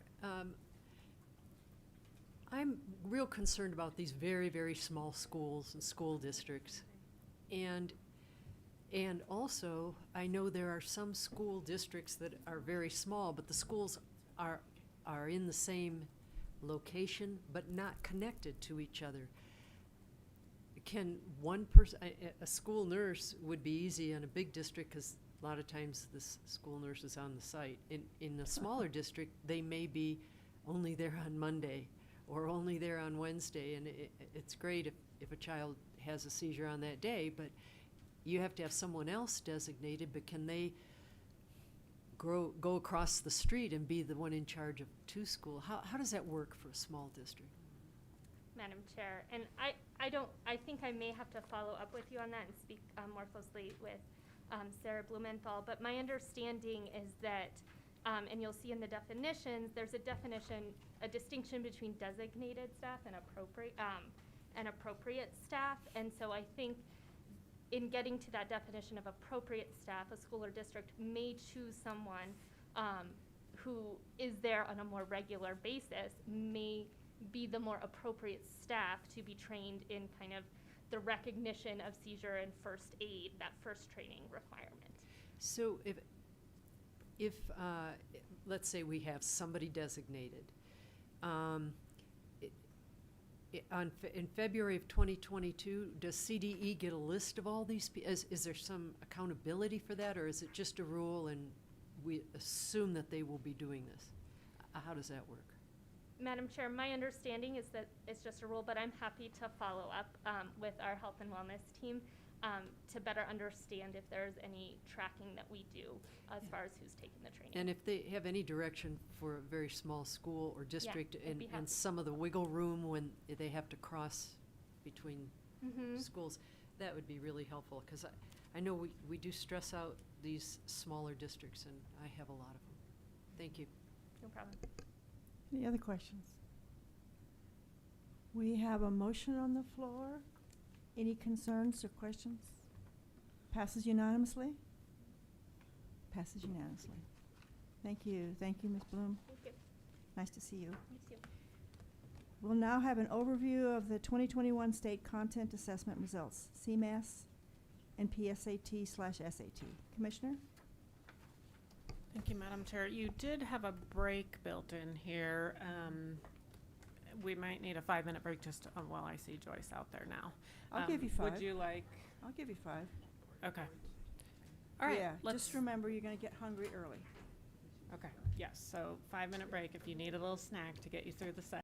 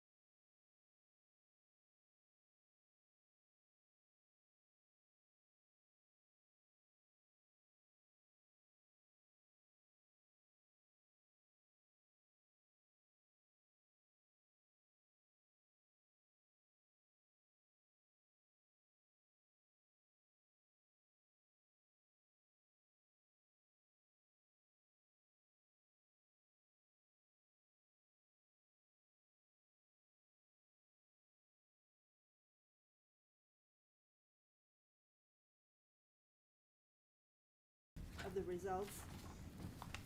Ms. Zukowski, please proceed. For today, what I would like to talk about, and you will signal me if I'm going too slowly or too quickly. I wanted to give just a little bit of a reminder in terms of background about what occurred with this year's assessments. I want to talk about 2021 participation because you cannot look at this year's results without taking into consideration participation. And then we'll get into achievement results for the required CMAS tests. I'll talk more about that in a little while, and PSAT, SAT, and then we do have a couple of resources that we'd like to point you to at the end. As you may recall, back during the 2020 legislative session, legislation was passed that established a COVID-19 policy implication stakeholder group. That group met several times last fall, had conversations about what state assessment should look like for the spring of 2021. They very quickly came to consensus in terms of a couple of recommendations, and that was they were recommending not to administer science or social studies assessments. They also relatively quickly came to consensus that we should administer PSAT 9, 10, SAT, including the optional essay. They could not come to consensus in terms of what should happen with the administration of CMAS. House Bill 21 reduced the number of state assessments for spring 2021. They took into consideration the recommendations of the stakeholder group and suspended social studies. Keep in mind that the state legislature has complete control over what happens with social studies, so that was a done deal as soon as that was signed. They proposed suspending science, and they proposed developing alternating grades for required and optional CMAS and COALT, ELA, and mathematics assessments. They left PSAT and SAT alone, and they acknowledged that to move forward with their proposed adjustments that we would need to have a federal waiver. So I think, if I'm remembering correctly, Commissioner, feel free to correct me, but within about 48 hours of, actually I think it was 24 hours of that legislation being signed, we had a waiver into the Federal Department of Education asking for what the legislation indicated. That followed, several conversations occurred after that. I would call them negotiations in terms of what we could or could not do. They did accept the alternating grades, so we had required assessments for ELA in grades 3, 5, and 7. We had required math assessments in grades 4, 6, and 8, and parents could choose to have their students take the other assessment. Right. Science got a little stickier and a little bit messier. In the end, the Federal Department of Education waived the requirement for us to administer grade 5 science. They required us to administer grade 8 science. They allowed us to substitute the SAT analysis and science score as our federally required high school science assessment, which meant we had to administer COALT science in both 8th and 11th grade. Today, we will be talking about the CMAS required assessments. Some contextual information, just as a reminder, I know we all have been living through this in our schools and districts, and parents and students especially have been living through this for about the last 18 months. But as we review the assessments, I do ask that we take into consideration student instructional experiences that potentially impacted their opportunities to learn across the last 18 months. Students, many of them had reduced or disrupted learning opportunities. They received instruction in person, remote, hybrid, and for some students that varied week to week in some cases during the course of the last 18 months. Schools who were even in person still had to deal with the quarantining. So again, where students were receiving their instruction was different than what it had been historically. Districts and schools, some of them in response to this disrupted learning, looked at their scope and sequence, looked at their curricula, and in some cases made adjustments in terms of that scope and sequence and the curricula, what they were and what they were not going to address during this shortened school time. Our spring tests, on the other hand, did not change in content or in format. So the spring content tests addressed the breadth and depth of the Colorado academic standards per the grade level. Scale scores and performance levels can still be interpreted in the same way in relationship to the Colorado academic standards, meaning if there was a fourth grader who met or exceeded standards in 2021, that student met or exceeded standards in 2021. Student testing experiences also do need to be taken into consideration. Some administration adjustments were made. The testing windows were extended. An additional SAT testing day was added. In some cases, we allowed testers and non-testers to be in the same room at the same time. Obviously, with the non-testers engaged in quiet activity that would not disrupt the testers, typically not allowed as part of a standardized administration. We had schools and districts who were 4-day week schools or districts, in some cases utilizing their 5th day as a testing day. So administration in some cases looked different. For students who had returned to school just recently, and remember for a lot of schools and districts, they were going back to school in about February and testing started in March. That school environment was a relatively novel setting. In some cases, students did come into school although they were receiving their instruction remotely, and that was allowed. We did not, in Colorado, administer tests remotely. We had lots of conversations with technical experts and assessment experts and talking to districts and talking to schools, and in the end, creating a standardized administration test setting for students who are remote was not deemed feasible, was deemed very disruptive and very burdensome for families, for educators for this past year. There are differences in terms of access to technology, both in terms of devices and broadband. There are differences in terms of environment. Some students experienced very quiet learning environments while they were at home. Others had siblings who were bouncing in and out, the dogs barking periodically, mom and dad trying to get ready for work. Independence of work was also a question. It was not the top question, but it was a question. How are we going to certify that the results that we get truly reflect independent work of the students? So some of that dealt with access to materials, books, the internet. Some of that dealt with access to other people, access to peers, access to siblings, access to parents who may either intentionally or unintentionally influence how the student performs on the test.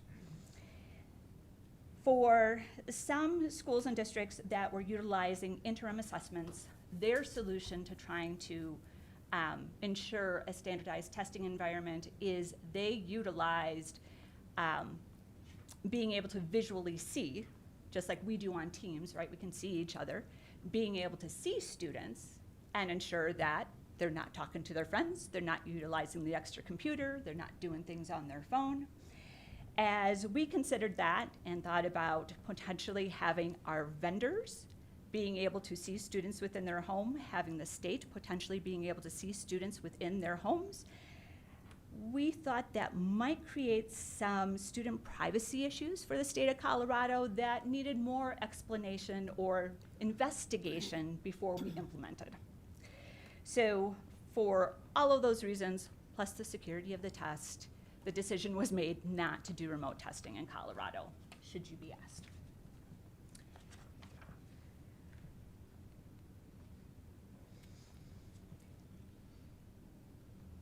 The state assessments this year continue to serve as the only statewide measure of mastery of the Colorado academic standards.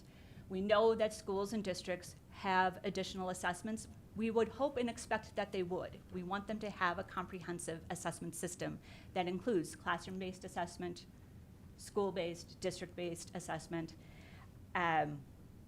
We do not have in our state a uniform interim assessment, although we do have a large percentage of our districts that do use NWEA.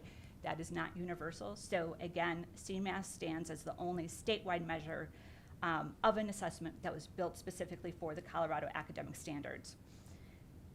The assessment results provide external information to parents on their child's achievement in comparison to the Colorado academic standards.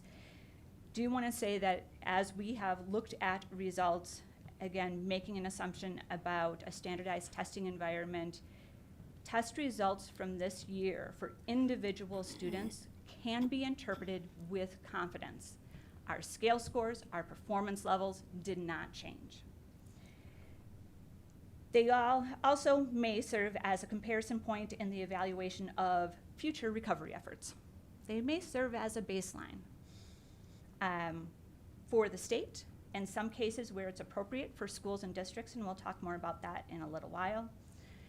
As always, we continue to encourage parents and educators to consider multiple data points as they make determinations about students' achievement and make decisions about instruction. While the 2021 data from across the state may not be able to be used in all of the ways that it has in prior years, they do serve as an important indicator of current student achievement.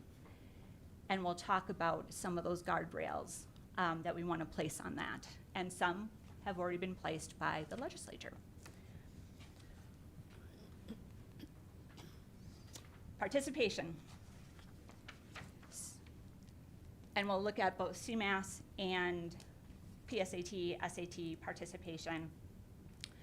What you have here in the top table is the participation rate for 2021 for grades 3 through 8. At our younger grades, that participation was approximately 75%. At grade 8, that dropped to about 58%. For our students in elementary school, the participation rate was about 20 percentage points lower than it was in 2019. For our middle school, it was about 30 percentage points lower than what it was in 2019. The bottom table is a table which shows participation for our non-required tests, those optional tests. And what we had was approximately 7 to 10% of our students participate in those assessments depending on grade. Again, younger grades, higher participation, younger grades, higher participation, higher grades, lower participation. That participation rate, I would suggest, does not allow for us to make meaningful determinations and interpretations of state-level data, and I would not encourage us to do so, which is why for today we are concentrating on the required assessments. That does not mean that those assessments cannot be used potentially locally. We have some schools, we have some districts who participated at a very high rate. They may be able to utilize those results.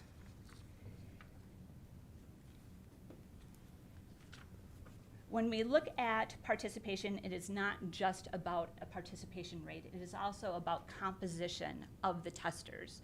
Do the testers mirror the population as a whole? And so on slide number 10, you see by grade our overall participation by grade as well as by our subgroups. What we consistently see is overrepresentation of our white subgroup and underrepresentation of our Black and Hispanic subgroups, as well as our IEP and English learner subgroups. I do want to note that I have indicated the free and reduced lunch eligible and not eligible data in gray. I perhaps should have made it even grayer. There were some challenges with collecting that data this year. Some shifts were made in terms of how kids could or could not access free and reduced lunch. That made that collection, frankly, less important during the COVID period. Some schools and districts updated their data and shared that with the state, and so that will be reflected in their results. Not all schools or districts necessarily chose to share that updated data. Not necessarily all schools or districts updated that data. So for this year, you will not hear me talking about free and reduced lunch versus not free and reduced lunch.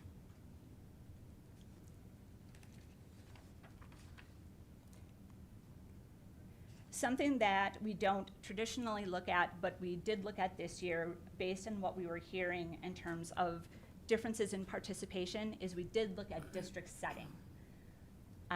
Colorado identifies setting for their districts based on their population center sizes.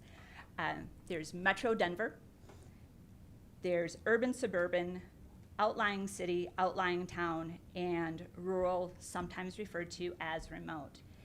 As we look at the distribution of our testers, what we see is an underrepresentation of Metro Denver and an overrepresentation of urban suburban.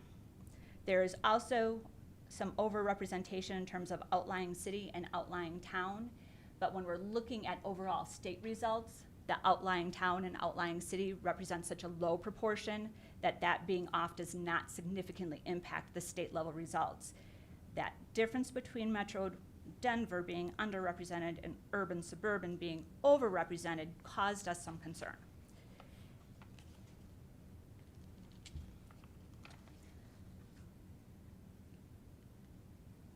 I'm going to go through this next batch of slides very quickly.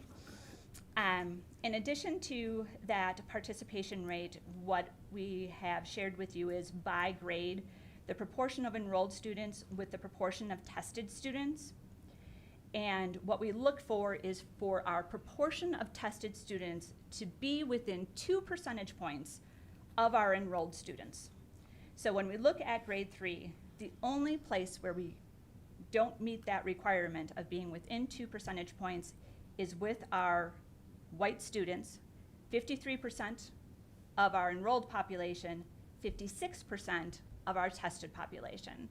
So we're going to refer to that as disproportionately large.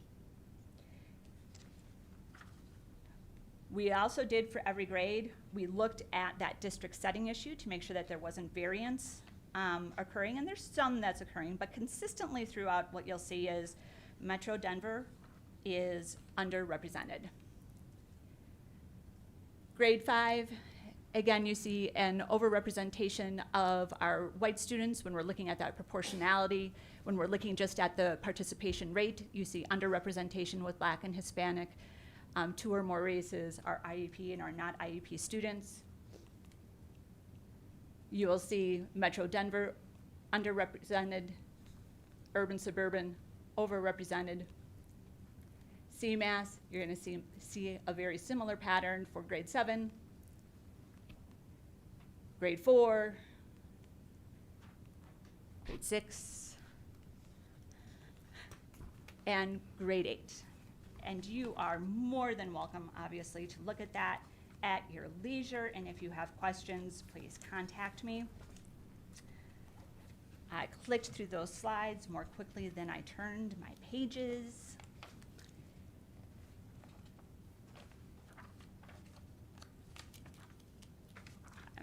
We also looked at that information for our PSAT and SAT tests. And our participation rate for PSAT and SAT actually reflected a rate that more resembled our 3rd through 5th graders than our 6th through 8th graders. Meaning we started at our 3rd graders at about 75%, and as we moved up, that participation got closer to, I believe, about 55% in 8th grade. It went back up for 9th grade to 72%, for 10th grade 73%, and for SAT about 80%. We did see differences in terms of, we saw similarities in terms of, again, still having overrepresentation of our white subgroup.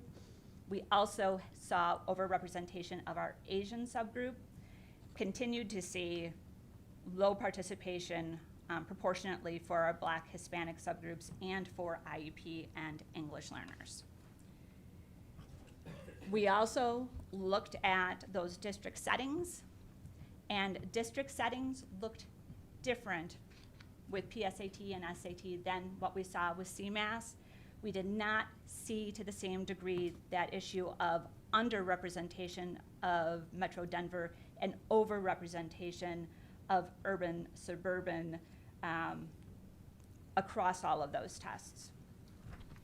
Again, provided for you a breakout by each of the tests, a very similar pattern of overrepresentation of white and Asian students, underrepresentation of Black and Hispanic, Metro and urban looking much more balanced in 9th grade, looking more balanced in 10th grade. And then for SAT, we did see that urban and suburban was actually slightly lower than what we would expect it to have been. So key participation points, a lot of slides. You've heard me say it. When we're looking at the CMAS and PSAT, SAT participation rates, they consistently suggest overrepresentation of our white students, underrepresentation of Black, Hispanic, and multiracial students, underrepresentation of students with IEPs and English learners.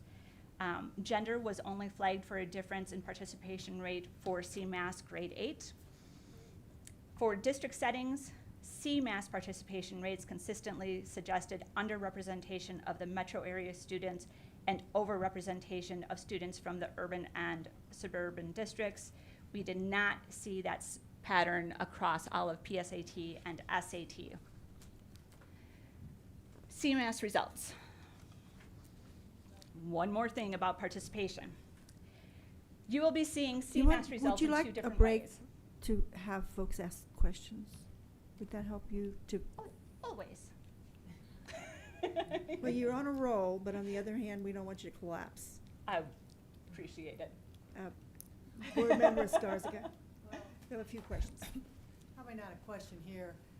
I think, I didn't dig into these, listening to you speak. What comes to mind is,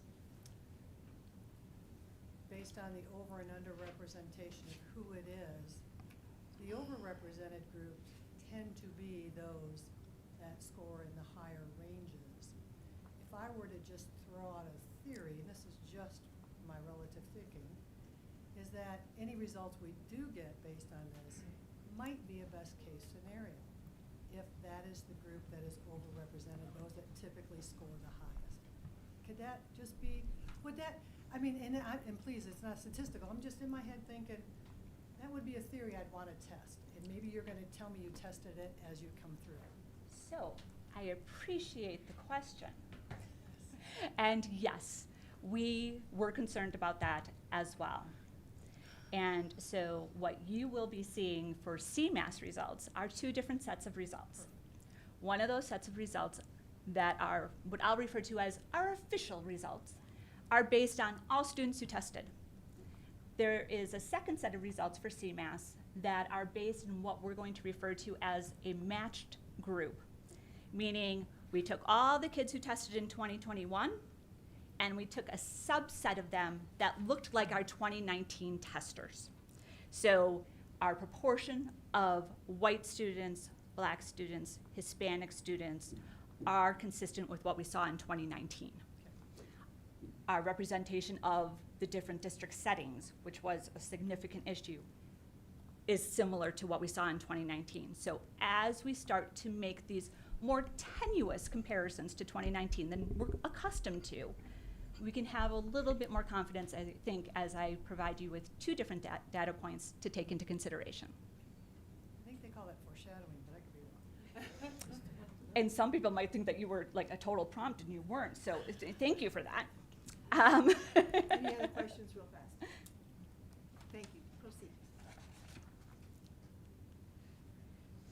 Also, as we are reviewing these results, I'm going to again ask that we keep in mind the contextual information that we already discussed and you have been discussing now for a year and a half. We are reviewing the demonstrated achievement of students who tested, right? demonstrated achievement of our actual testers.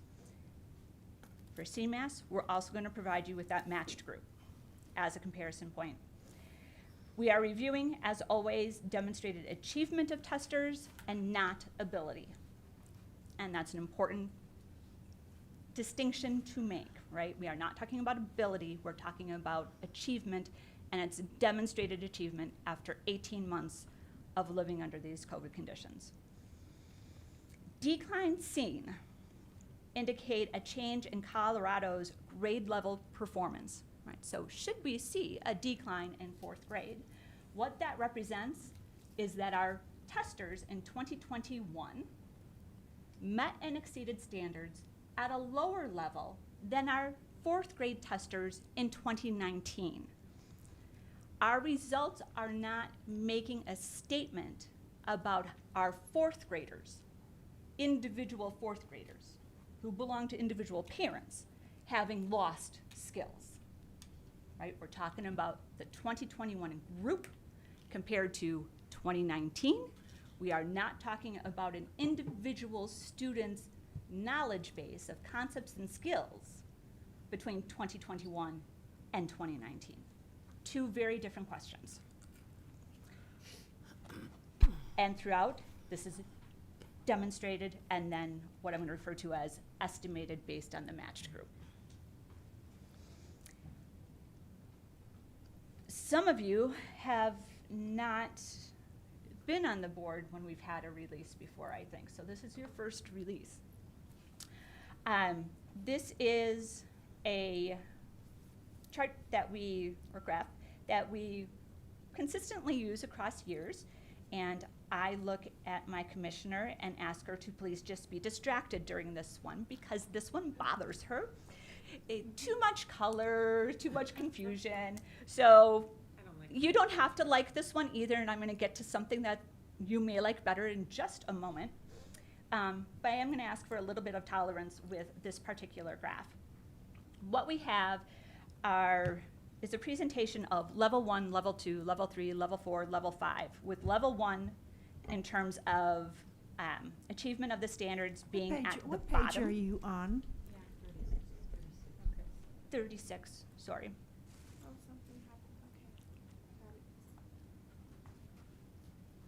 I will try to do a better job of mentioning page numbers. I apologize for that. I will try to put my pages in order. Okay. Between the two of us, we should get this.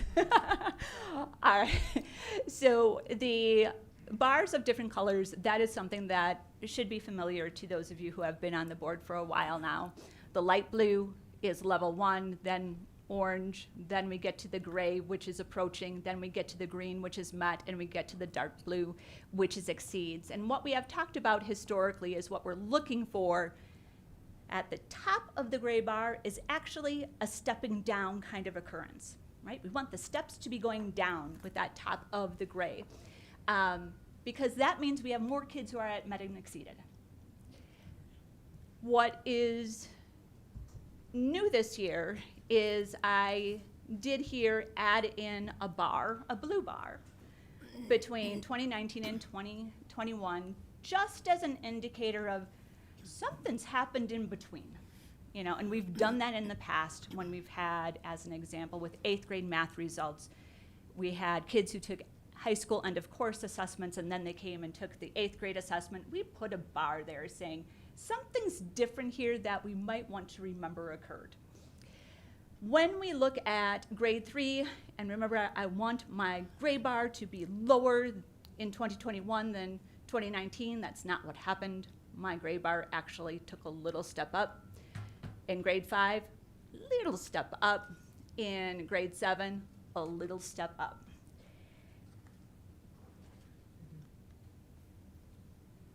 Madam Chair? Yes. Can I ask a question? You may. So, I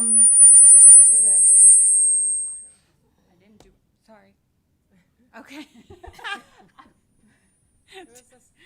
Dr. Sirkowski, can you, and maybe I'm just not quite understanding, how exactly did you determine who that matched group would be? Did you take out individual scores randomly, or add Oh, and something? so what we did is similar to what folks do when they're going to do sampling ahead of time, is they look at the entire population and they say, we need to have approximately 49% females and 51% males. We also need to have approximately 10% of our students with disabilities, 90% of our students without disabilities. We have to have approximately 45% of our, no, 30% of our students who are Hispanic, 5% of our students who are Black, approximately 3% of our students who are Asian. And there's actually a computer program who can do this much, much faster than you could do by hand with 60,000 students. And you tell the computer program, these are the parameters. This is what I need to have. These characteristics need to be reflected. So it's a random And selection it is a program. random selection, so we are Okay. not hand-picking scores. That is not part of this analysis. There's some other analyses where we do pay attention to prior scores and things like that. But for this, we looked at demographic characteristics solely. Okay, that helps. And Thank thank you. you for taking me back to Thank this, you, Madam Chair. because what I didn't mention was when we are looking, oh, I popped ahead, backtracking. So you'll see that on the right-hand side of the blue bar, there are actually two different sets of data. There is that set that's called 2021. That is our official 2021 data for all students who tested. And then the next bar that's called Matched 2021, that's that matched group. Easier to see. And now I invite you, Commissioner, to look at this one. We go back and forth on this, so I apologize. So for this graph, what we have is just the percent met and exceeded. Okay, just the percent met and exceeded. And what we want to see across time, right, are those bars getting higher? That's what we want to see. That will represent an increasing number of students who are met and exceeding. Again, emphasizing for 2021, this is a demonstrated performance. The pink line, horizontal line, is at that 2021 performance, and it is just taken across prior years.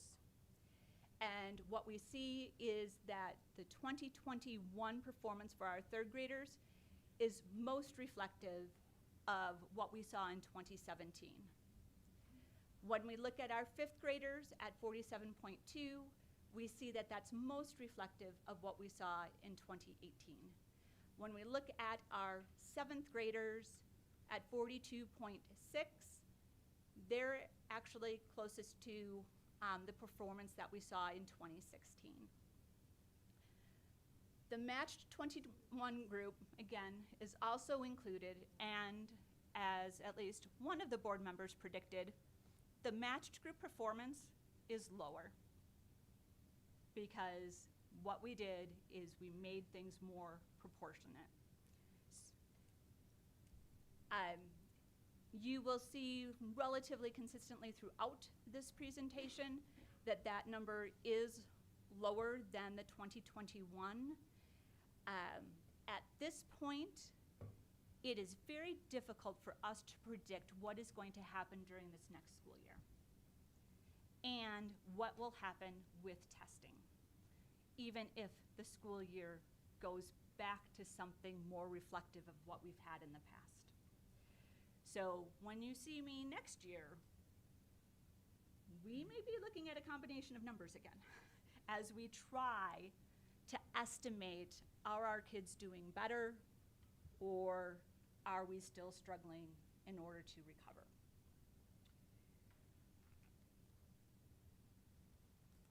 For CMS ELA, I spoke in generalizations, but for grade 3, what we see between 2021 and 2019 is a 2.2 percentage point decrease in percent met and exceeded expectations. For grade 5, 1.2 percentage points.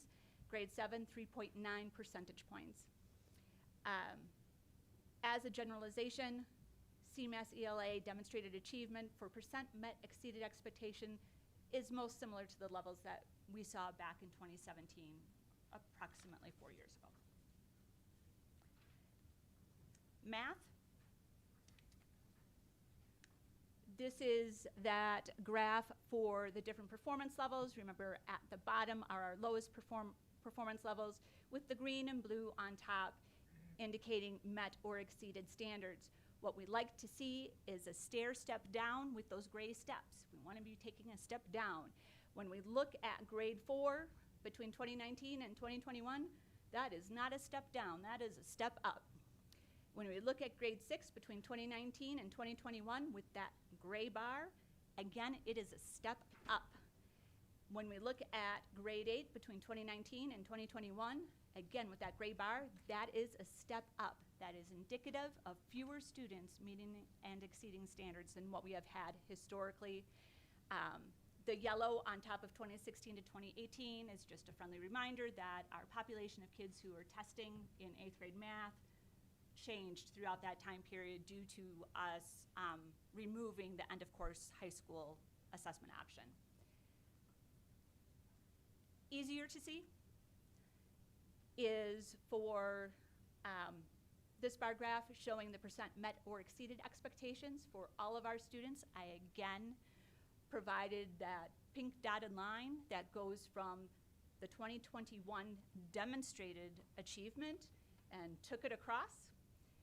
What you see for both 4th grade and 6th grade is our demonstrated achievement in math is the lowest we have ever seen since we started giving CMAS.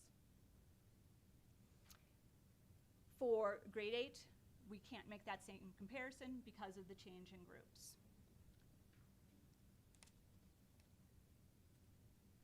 For grade 4, it was a 5.1%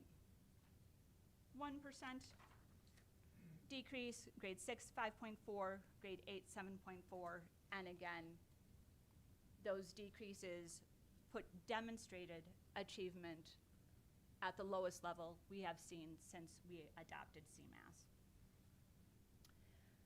When we look at gender, and again, what I've provided for you is 2019 compared to 2021, compared to that matched 2021 group, indicated with dotted lines, again, because we will be interpreting all of these results with a little bit more caution than what we have had to do historically. In some cases, a lot more caution. But that's why they're dotted. You said interpret with a little bit more caution, so I think that was my cue to ask the question I've been kind of chewing on this whole time. I know that it's early days and this is just being released now, so I think we'll all have time to kind of ruminate and roll this over in our minds and think more deeply about this in the days to come. But as we're looking at what we anticipated, rightly, would be some challenging results because of the challenges that COVID presented both educators in terms of the delivery of curriculum and also students in terms of accessing the educational system on both ends. Do we have a sense yet how we are faring compared to other states? I know it's very early and their data will be as complex as our own, but the only way for us to really know how Colorado fared comparatively is by getting a sense from other states' release of similar data. Madam Chair. So I do know of at least 6 states that have gone through their own release process. I will not claim to have their results memorized in any way, shape, or form. I will be honest with you, me looking right now at these graphs, I am really struggling to say that says 55. But what I can share with you is that, not surprisingly, across the country, there were very different responses to COVID. Not so much back in 2020, spring of 2020, but in school year 2020 to 2021. So in Colorado, we know we had a large proportion of our students who started remotely. There were other states who didn't do remote. They went straight back and they never did remote. There are other states that looked more like us. There are other jurisdictions, such as Washington, D.C., who even as of March, I believe, was sitting at a 10% in-person instructional model. So they still had 90% of their kids who were remote. That obviously comes into play. There have been some results that have been released where they look at them and say, those look okay. There are other states that look much more similar to what we are seeing. We'll learn more about what's happening with the other states as they go through their own release process. There had been some folks who really wanted to move forward with the 2021 NAEP administration. And I will share that from a department perspective, we were concerned about doing that for a variety of reasons. NAEP, for those of you who don't know, they bring in their own devices, they bring in their own people. And just not sure we were supposed to be doing that while we were still trying to figure out whether or not we were going back to in-person learning. But that 2021 NAEP administration would have been the consistent measure at 4th and 8th grades that we could have looked at. They have decided, I believe, to administer that in spring 2022. So they just postponed that for 1 year as opposed to for multiple years. So am I right in assuming that although we've all just experienced the same pandemic, we experienced it in different conditions with different choices with respect to how to handle the pandemic, which may result in some challenges, and maybe it's not even fair to compare the data in some cases because it's simply what we're looking at is data that maps two different experiences.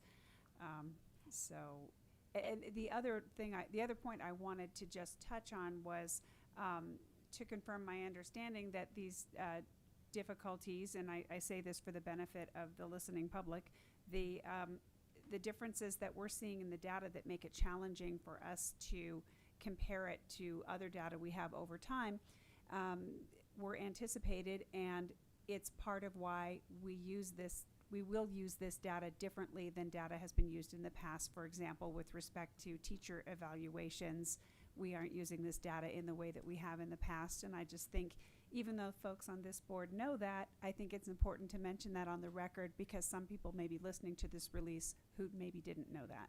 So if you have other examples that you want to share about how this data is used differently in light of the fact that we know that it does present challenges that we did anticipate and that we are seeing, that might be helpful. Madam Chair, a couple of different things in response to your comments and your questions. You acknowledge that there have been differences across the country. There have been differences within our state. There have been differences within our districts. In some cases, there have been differences within our schools. So we need to keep all of that in mind. We also need to keep in mind that participation for the state level, as we look at proportionality, we're providing you with two different sets of data, that 2021 data that is reflective of all students, and then that matched 2021 data that I would agree I think is probably a better estimate. And again, the results I share with you are always estimates. It's how it works. But we did also have, as we look at our schools and districts, varying participation rates, widely varying participation rates. But we do know that as we look at our districts for our youngest grades, that they had about 65% of our districts had at least 80% of their kids participate in the test. 65% of our districts had at least 80% of their students participate in the test. Now, they're going to need to look at that from a proportionality kind of perspective, right? Make sure that that all occurred. But they're going to be able to have more confidence in their results as they review their results than a district that had 40% participation that was disproportionate. So there's going to need to be a lot of careful consideration locally. And when we do release district and school level information, which we are not releasing today, we are going to do so with some cautions that say, you know what, historically, we have utilized statewide data to make comparisons across districts and across schools, and for high stakes uses. Be really cautious, and in some cases, you're going to have to avoid making those types of comparisons this year because of those varying rates of participation and the differences in proportionality of the groups who actually tested. So, state level, I will look at all of you in the eye and say, personally, after having reviewed with some of my technical folks, I have relative confidence in the state level results for you to take into consideration as you make some policy decisions. I also will say that I do not believe that we can utilize school and district level results in the same way as we have in the past because of the variance in participation and proportionality. I think that partially addressed what you were commenting on or asking, and I apologize if I went off. Thank you very much. All right, so we are going to review a number of these graphs. I'm going to take the longest time on this first graph to just kind of talk through what I would encourage you to be looking at. We are now looking at gaps, and this is for our female subgroup to our male subgroup for ELA in grades 3, 5, and 7. Important to note that with the exception of our grade 5 males who maintained, our female group and our male groups all had a reduced rate of met and exceeded expectations. Again, the exception is grade 5 males. So when we're looking at gap, and we are looking at potential increases in gaps or decreases in gaps, we need to keep in mind that those gaps are based on which group has fallen more or less, right? So when we see parallel lines between 2019 and 2021, between our purple and our orange, when they are parallel, our gap has been maintained. When the distance between the orange and the purple reduces, our gap has decreased under the conditions that I mentioned, which is both groups are demonstrating lower levels of met and exceeded standards. For ELA, we do see a reduction in that gap that is mostly due to the fact that our females saw more of a difference in their rate of meeting and exceeding standards than the males did. So it's not that the males reached up to get to where the females were, it was that there was a decline and our females tended to decline more. For math, again, we're looking at that line between 2019 and 2021. And where those lines are parallel, the gap has been maintained. Where that gap has increased, that is an indication that the gap increased. Where those lines come closer together, that indicates that the gap actually decreased. For grade 4, there's a little bit of an increase with the gap. With grade 6, in 2019, our males and our females started very close together. For 2021, difference in performance was more significant than what we saw in 2019. And again, based on our females meeting and exceeding standards at an even lower level than what our males did.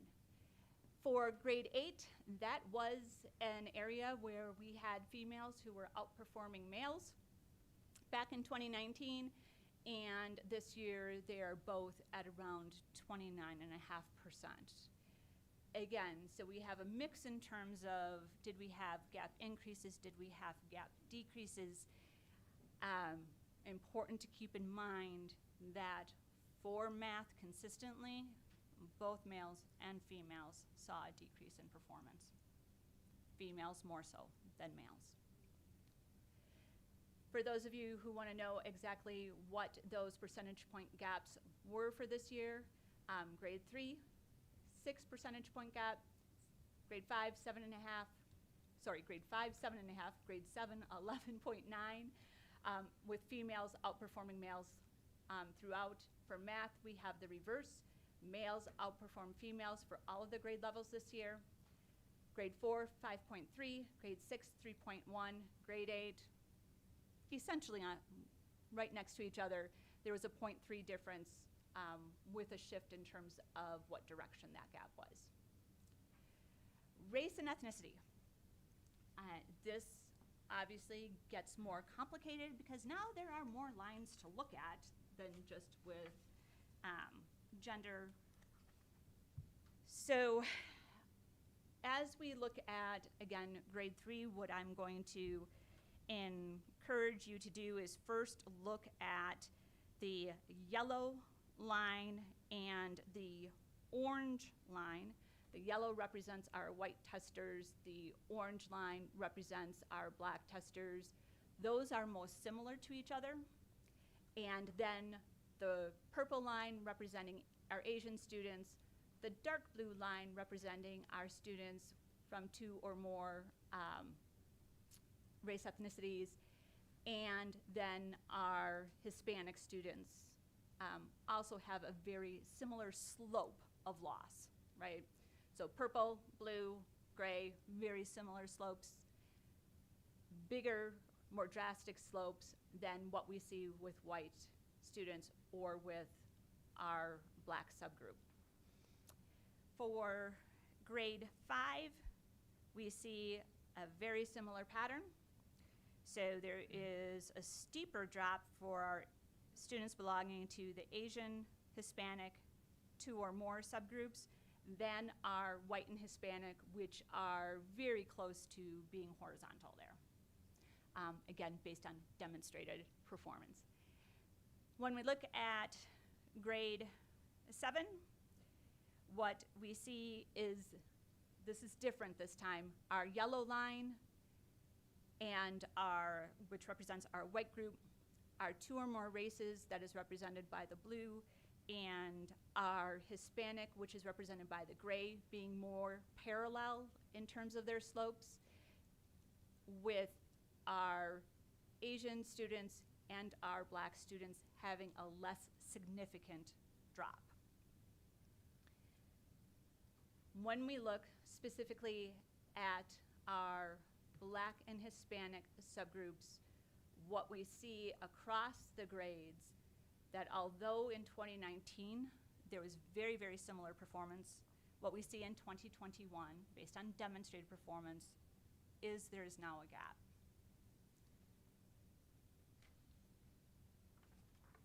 For math, this will go more quickly.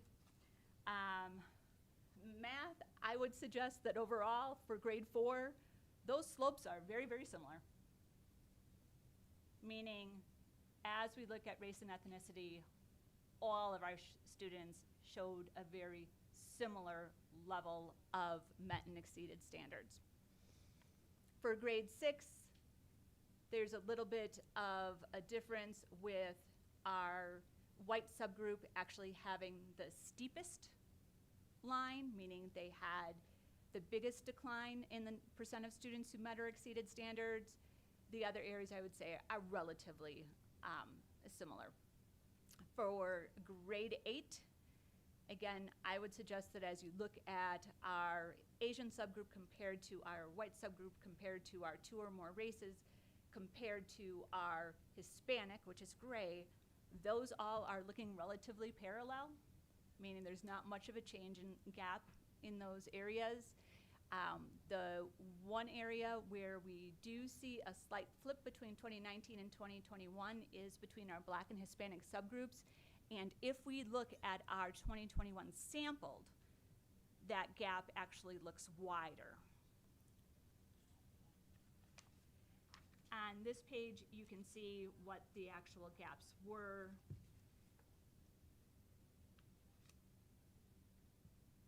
When we look next at our English learners and our students with disabilities, the orange and the blue lines represent our students who are not English learners, that's orange, and our students without disabilities, which is the dark blue. Typically, they are very, very close to each other. Grade 3 is showing the widest separation, but again, very close to one another. Looking at our English learners compared to our students with disabilities, we see a slightly different pattern. And what we see for our students with IEPs, they are in yellow. We actually see, when we compare 19 to 21, a slight increase for grade 3, a slight increase for grade 5, and a slight decrease for grade 7. When we look across our grades for grades 3, 5, and 7 for our English learners, that slope is relatively similar across the grades, and we actually see our English learners meeting and exceeding standards at a lower rate than our students with disabilities. Madam Chair? Can Thank you. Dr. Sirkowski,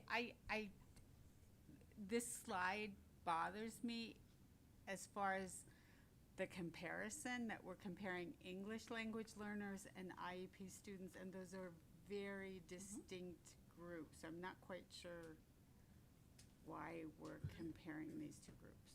So we're comparing all of the groups, right? I mean, we compare Asian to white, we compare white to black, right? That's why you get to see all of the lines, so you're able to make all of those comparisons. What I was suggesting is that, especially when you look at grade 5 and grade 7, in 2019, our students with disabilities and our English learners were actually meeting and exceeding standards or expectations at about the same rate. And what happened in 2021 is they are no longer meeting and exceeding standards at the same rate. I just want to make sure that our public doesn't correlate these two groups as being similar in any way. And that's why they both get to have their own group, right? We didn't collapse them into a special populations group. And these are two of the groups that we are absolutely required to report out on for both federal purposes and state purposes. Absolutely. Yeah, so. Just the graph. So thank you. Thank you, Madam Chair. When we look at mathematics, we see with our students who are native English speakers and our students without IEPs a very similar slope that we saw on our earlier slides. When we look at our English learners, they do appear for grades 4 and 6 to have a slightly steeper slope than our students who are students with IEPs.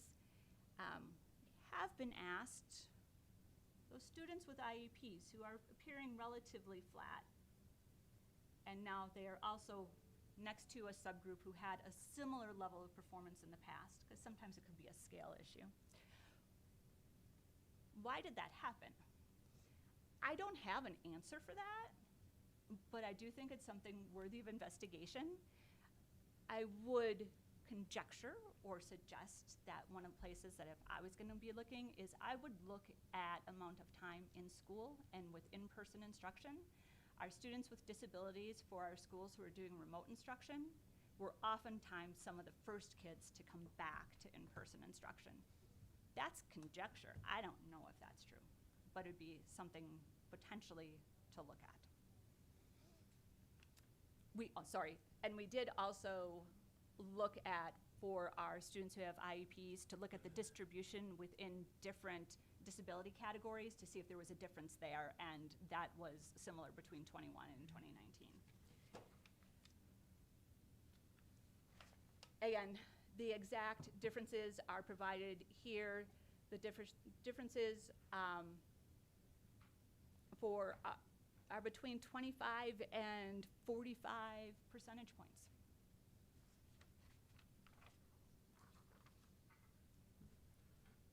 PSAT and SAT.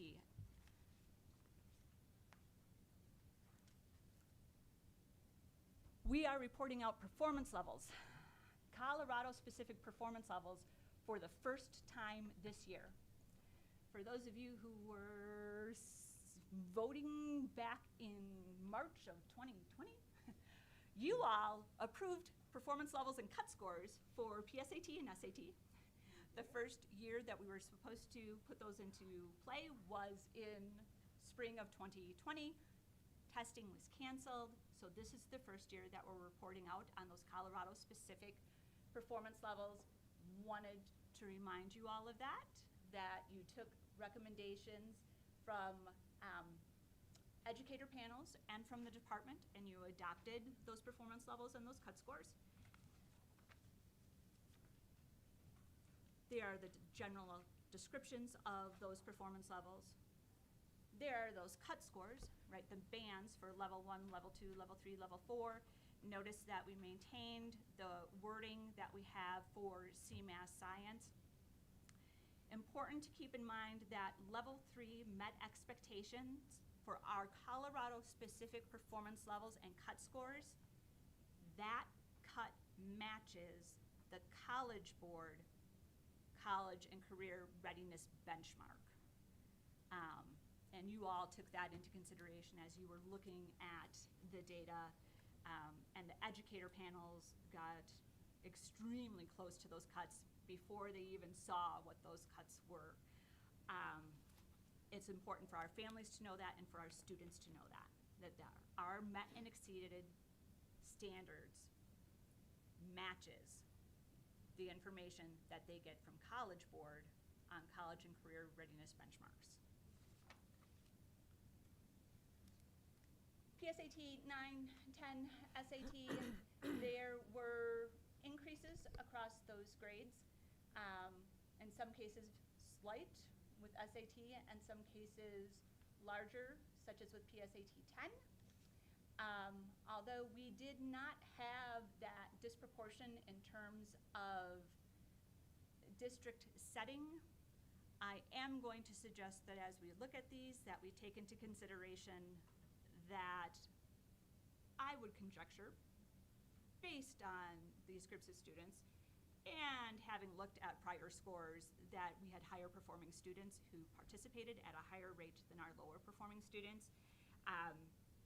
So when we look next year, if assuming we get students back into chairs for testing, more than likely we're going to approach those 2019 rates as opposed to potentially maintaining those 21s. I could be wrong about that. Ms. Sirkowski? Yep. I know we are about a half hour over, and we still have lots to go, so. I can zip if you want me to. Well, no, I want to defer to the board, but I also just want to be sure that with the ESSER conversation and the lunch and all that stuff, if there are ones that are easier for you to digest on your own, you know, we can do that too, but just a little process note. Stomachs will growl. I'd like to, I think it's very helpful, so I'd like to continue, whether it's before or after lunch. Should have like that, indifferent there, but I hate to miss the rest of the presentation. Okay, that's fine. I just wanted to be sure. It's just. So we're going to continue, and you all will let me know when you're breaking to go and get lunch. Do you have a question for them? Yeah, I just want to make sure we get to the recovery slopes. I'm psyched about these recovery slopes.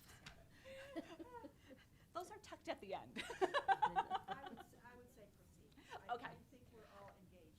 Okay. Maybe Um, but we're engaged. And because of the similarity in terms of presentation between what we have with CMAS and PSAT, SAT, I think we can go faster through parts of this. But I've heard a request that I don't rush through recovery slopes. So for math, we did actually see decreases for PSAT 9 and for SAT, a little tiny increase with PSAT 10.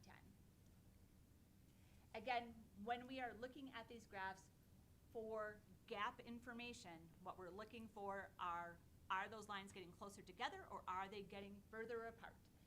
And so we can see that with PSAT 9, PSAT 10, and SAT for evidence-based reading and writing,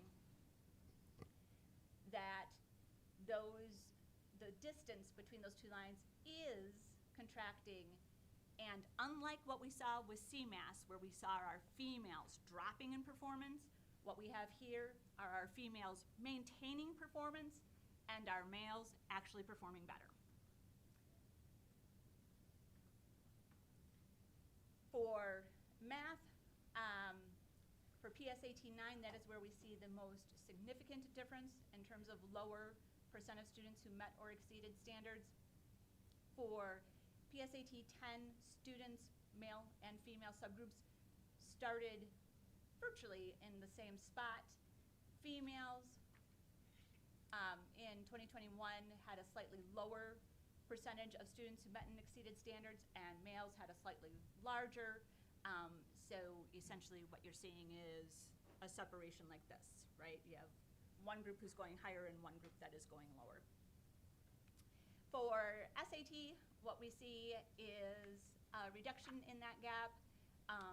There are more students, female students who met or exceeded expectations, and fewer male students who met or exceeded expectations. So closing of the gap for SAT, widening of the gap for PSAT 10, and kind of a reversal of position with a decrease by both subgroups for PSAT 9. Race ethnicity. As we look at this, for PSAT 9, I would suggest that the only subgroup that has a significantly different slope, and when I say significantly, I use that term lightly, it's visible, it's noticeable, is our Hispanic subgroup. When we look at our PSAT 10, I would suggest that our students from 2 or more races have a slightly steeper curve, more students who are meeting or exceeding standards. The other racial groups all seem to be moving in kind of a parallel direction. And then for SAT, I would suggest that performance between 2019 and 21 is similar for all of our racial subgroups, relatively speaking, except for our Asian subgroup has increased performance. So that lighter blue line at the top you can see is not horizontal, right? Whereas the rest of those lines are looking pretty darn horizontal. Race ethnicity for math. What we see is for PSAT 9, our Asian subgroup pretty much maintains. There's a slight difference. Our white subgroup has the steepest slope, and then our 2 or more races, Black and Hispanic, share a more similar slope, right? They're pretty close to parallel. For PSAT 10, we have relatively even performance between 2019 and 2021. For our Asian subgroup and our white subgroup, we have our 2 or more races actually showing an improvement, and we see slight decreases with our Black and Hispanic subgroup. For SAT, for our Black and Hispanic subgroup, they're sharing A similar slope, I would suggest it's relatively similar to what we have for our white subgroup. Our 2 or more races, relatively even between 2019 and 2021. And it is our Asian subgroup that shows the biggest drop in terms of percent of students who met or exceeded standards. And the numbers are provided for you. Can I clarify just one thing? Sure. Am I correct in saying you thought that the better students tended to test more, so the declines would be safe to presume, worse to say, but likely to presume, if we had the same samples, the declines would be greater? Correct. Yeah. And there was a pretty significant difference as we look at these slopes between evidence-based reading and writing and math. And I would encourage folks to think about that, our schools and our districts, about what that means.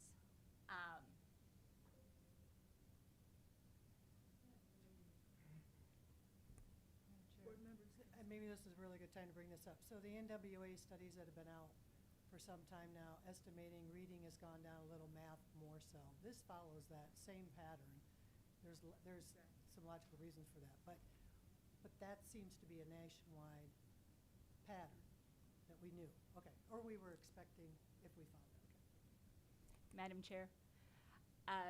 Yes, the original NWA studies that were done last fall had, I believe, initially indicated that they weren't seeing much of a change in terms of reading. They were seeing a more significant impact with math. By second semester, NWA was saying we're also seeing changes with our reading. I would encourage folks to talk about and to think about how students learn how to read versus how they engage with math. Reading, once you have that basic level of reading, you can increase that level of difficulty of that reading. There are not dramatically different skills, whereas with math, when you first go into calculus, there's nothing similar. I'm obviously exaggerating a little bit, but it is significantly different in terms of how you engage with your prior year's math, and it may take more explicit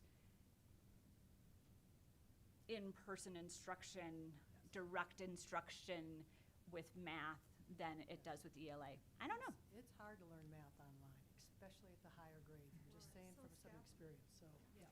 It's so one built on the other.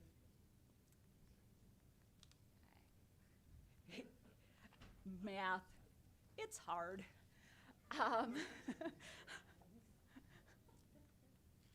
All right, we're getting close to the end here.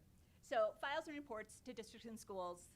Although we are presenting to you today the state level results for the required test, do want to let you know that districts and schools have been receiving confidential reports, files that contain personally identifiable information for a while now.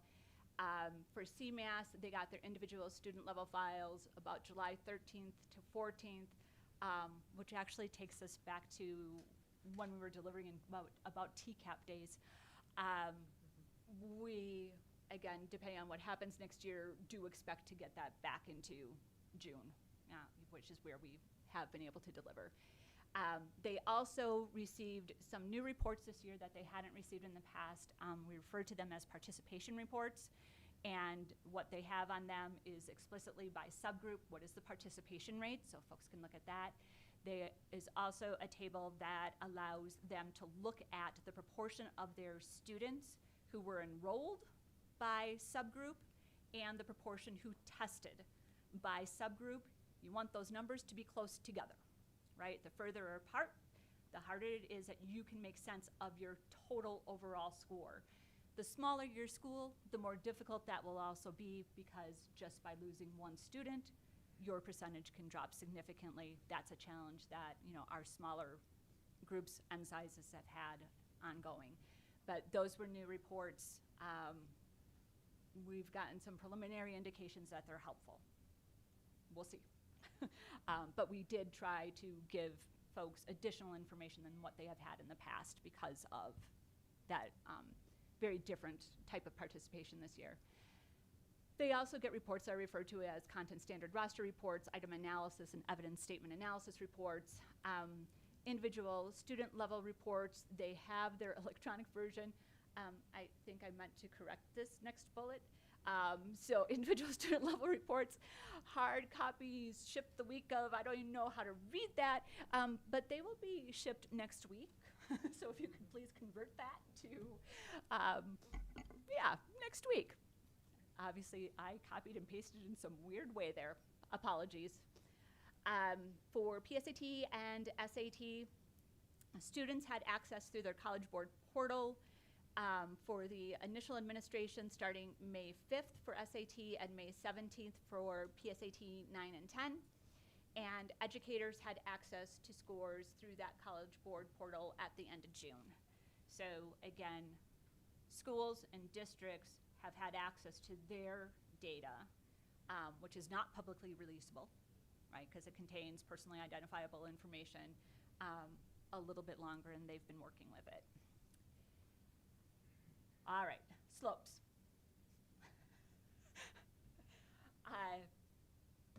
These are theoretical, okay? They are theoretical slopes that are intended to talk about a period of time when students were engaged in a relatively steady set of learning. And then something happens. And we don't know exactly what happens. But when we come back, for some students, they are performing at a very different level. So when I look at my blue line, that group of students, they were learning at a certain rate between period 1 and period 3. They appear to have maintained that learning rate during that confusing period of time of 3 to 5, and they continued that learning rate from period 5 through period 8, right? So they're just moving on as if nothing had happened. They're learning. Our 4th graders, if this was happening every year, we would have been seeing the same level of progression that we had seen the year before. We actually saw more of that with ELA, where we actually had that stair step going on. For my group of students who are in orange, they were learning at a same rate, but they were starting at a lower level, right? So the gap between the orange and the blue was being maintained. And if the fuzziness of period 3 and period 5 hadn't occurred, we would have predicted that that gap would have been maintained. Nothing else changing, that gap would have been maintained. But what we have is a group of students who were impacted. I'm going to refer to the COVID-19 conditions, which that's a lot of stuff, right? I mean, that's the actual disease of COVID-19 that students could have experienced, their families could have experienced. It is how we reacted to COVID-19, student learning, remote, in-person, hybrid, technology not working, all of that stuff, all of that felt a little chaotic to me. It's been a rough 18 months. They had a negative impact due to that experience, right? Their performance is lower when we look at period 5. If they go back and maintain the same rate of learning that they had before, we are going to be looking at an increased gap long-term between our orange and our blue group. This is all hypothetical. Hypothetically, if we had had that fall with our orange group, it isn't until period 8. That could be year number 8, it could be month number 8, it could be week number 8, I don't know. Let's just say it's a year. It takes us until year number 8 to get to where we were in year number 3. We don't get back to our starting point for 5 years.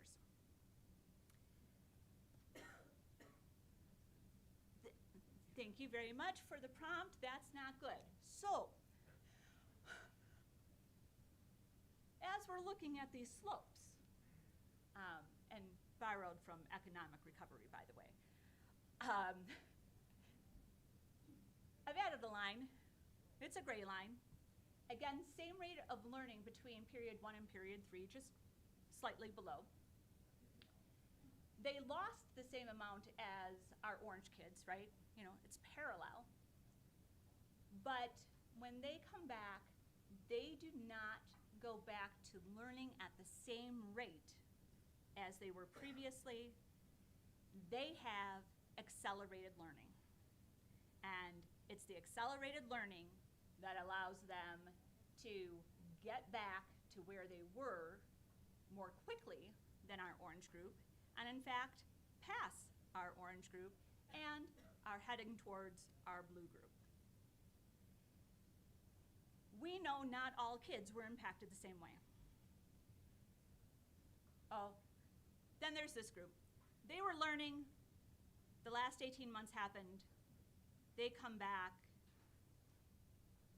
and for whatever reason, they don't resume learning. That is close to worst case scenario. Now to the, not all kids lost the same amount. So what I've provided for you here is, here's another set of kids, right? Same rate of learning at the beginning, they had just started at different points, but the impact they felt during COVID-19 was disproportionate to what our orange group, our gray group, and our yellow group saw, right? Our loss, that slope of the curve is more significant. And if we keep that blue line as our measure, our gap has increased. If we go back to the same rate of learning, our purple subgroup will now be further behind than the blue subgroup, the gray subgroup, the orange subgroup for a very long time. Our green line is showing accelerated learning. They have more to make up.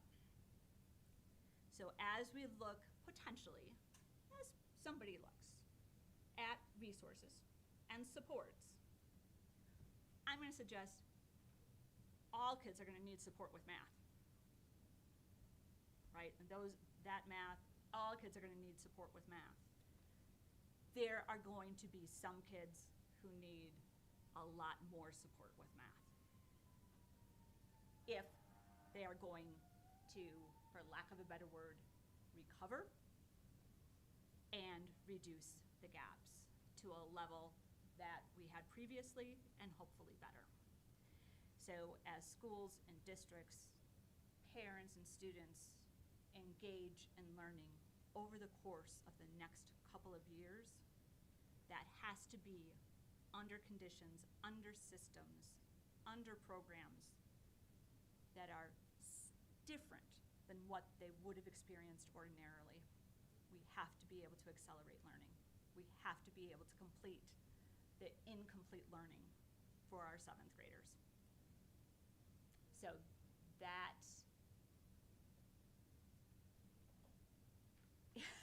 is a conversation on the slopes, and I'm happy to have that conversation later on. Again, those are theoretical and really borrowed from economics. So hypothetically speaking, situation is not good, but if something doesn't happen, it could be much worse. We don't make proper interventions. Is that a quick summary of your last few? That is a quick summary of those last slides.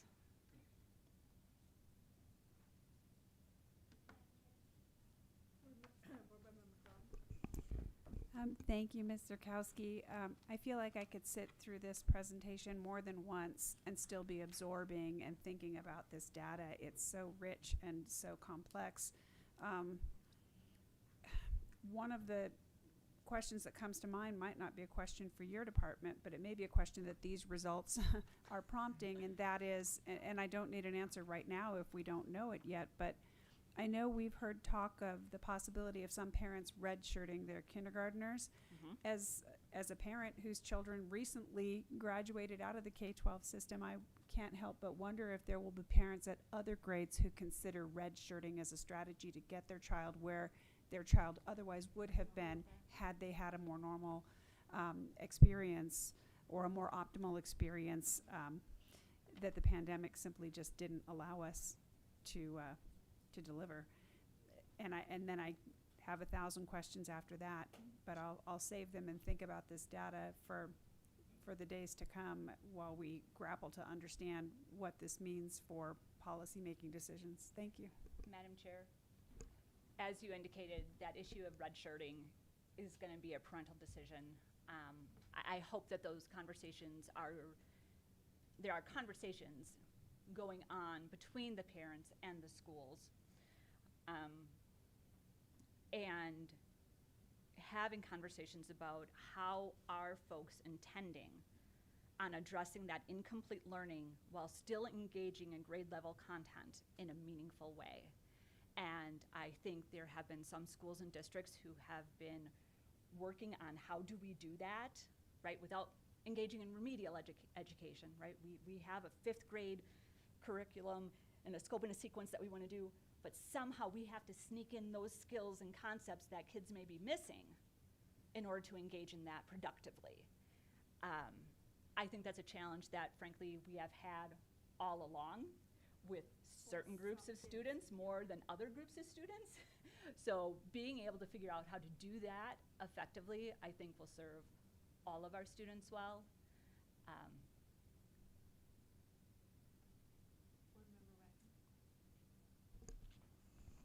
This is a numbers crunch theoretical program that you put before us. I have a hard time because of the amount of human variables that are not going to run right along those lines, no matter what color they are. And I think we have to consider that. I also have a problem understanding where the cut line is for the matched. Is it possible, because you have these great computers that can crunch these numbers, you give us district and school CMAS reports. Could we get them with the matched and the numbers? Is it possible to, I see there's an answer there somewhere. Madam Chair. So the benefit of being at the state level is that we had tens of thousands of students who tested, right? Our N size was large enough for us to be able to sample. As N sizes get smaller, sampling becomes more difficult. I understand. So as I would look at the board and say, I'm going to sample, I have a problem. Well, yeah. If Vice Chairman Durman did not test, I don't have a score for him. And if I include him in a group of 4 tests, he's now overrepresented. So for schools and districts, we are not doing that at this point. For smaller schools and districts, they are going to have more challenges.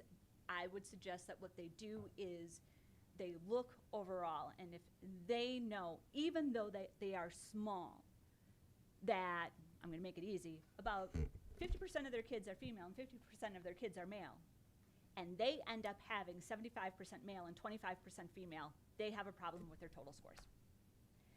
If, with race ethnicity, they typically have 70% of their students who belong to the white subgroup and 30% of their students who belong to other subgroups, and in their results, they have 90% of their kids who are belonging to the white subgroup, they have a problem. I think the answer is no. The answer is, at this point, no. And I tell you why I ask this. It's because I represent a lot of N factors where you don't give me those scores anyway, and I understand that. But a lot of them have been, the superintendents have talked to me about the fact that they have been in school every single day. That is such a different situation from what I'm hearing with a lot of these numbers and these percentages. So I guess I can go directly to them, but I sure think there should be some way of pulling out those that never missed a beat. Maybe their scores went down too, but that isn't telling me if you're going to really base it on Denver. So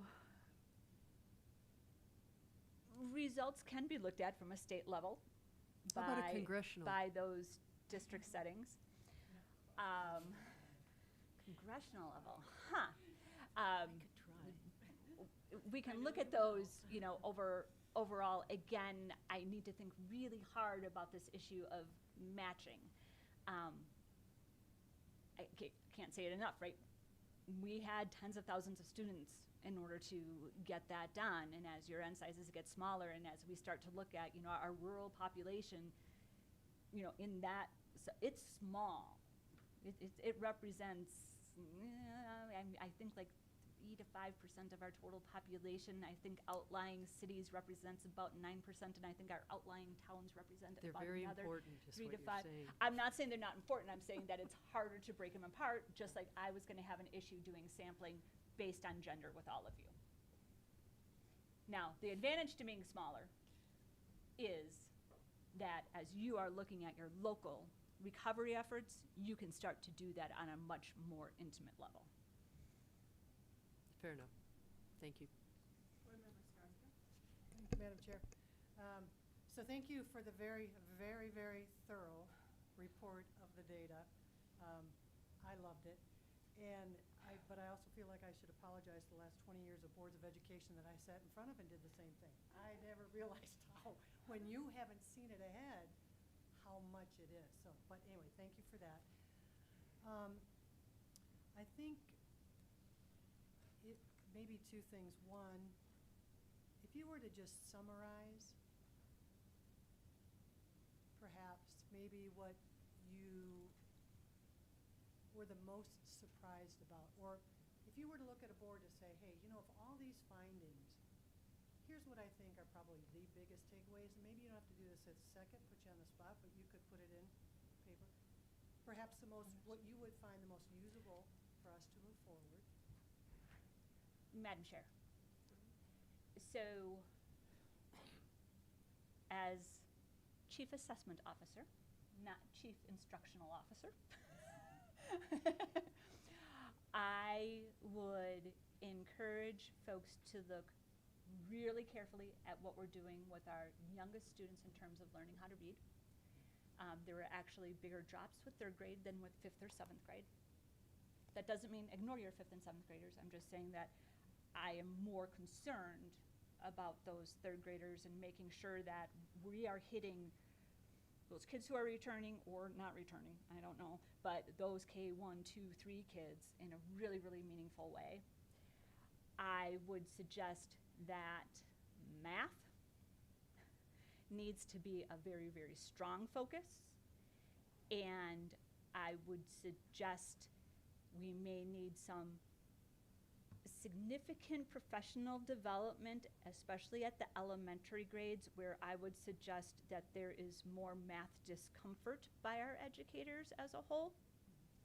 And if they are going to be able to do this acceleration, they are going to need to have, I believe, as Chief Assessment Officer, not Chief Instructional Officer, or Chief Educator Effectiveness Queen, that they're going to need to have a more thorough, deep level of understanding of math in order to help their kids accelerate. High level, that's what I would do with content. And then I would be looking at my students who happen to be part of that Black and Hispanic subgroups. I don't think that is necessarily surprising, again, as we look at what happened in terms of instruction and in terms of who was in person and who wasn't in person, and who had resources and who didn't have resources. But pay close attention to that. The students with disabilities I thought was interesting.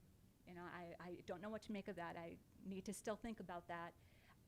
And I would suggest that our limited English proficient students, we need to take a closer look at, monitor, and although not shown here, and I have not looked at it deeply,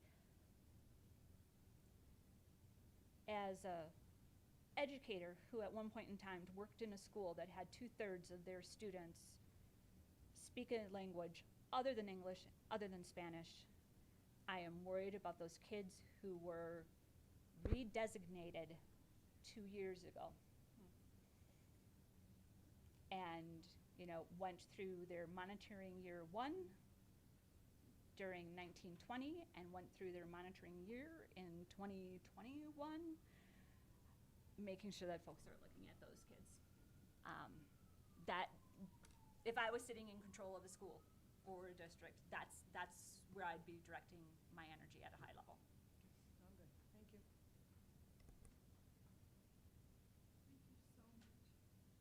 Thank you all. I can't believe you now have even more to do for us by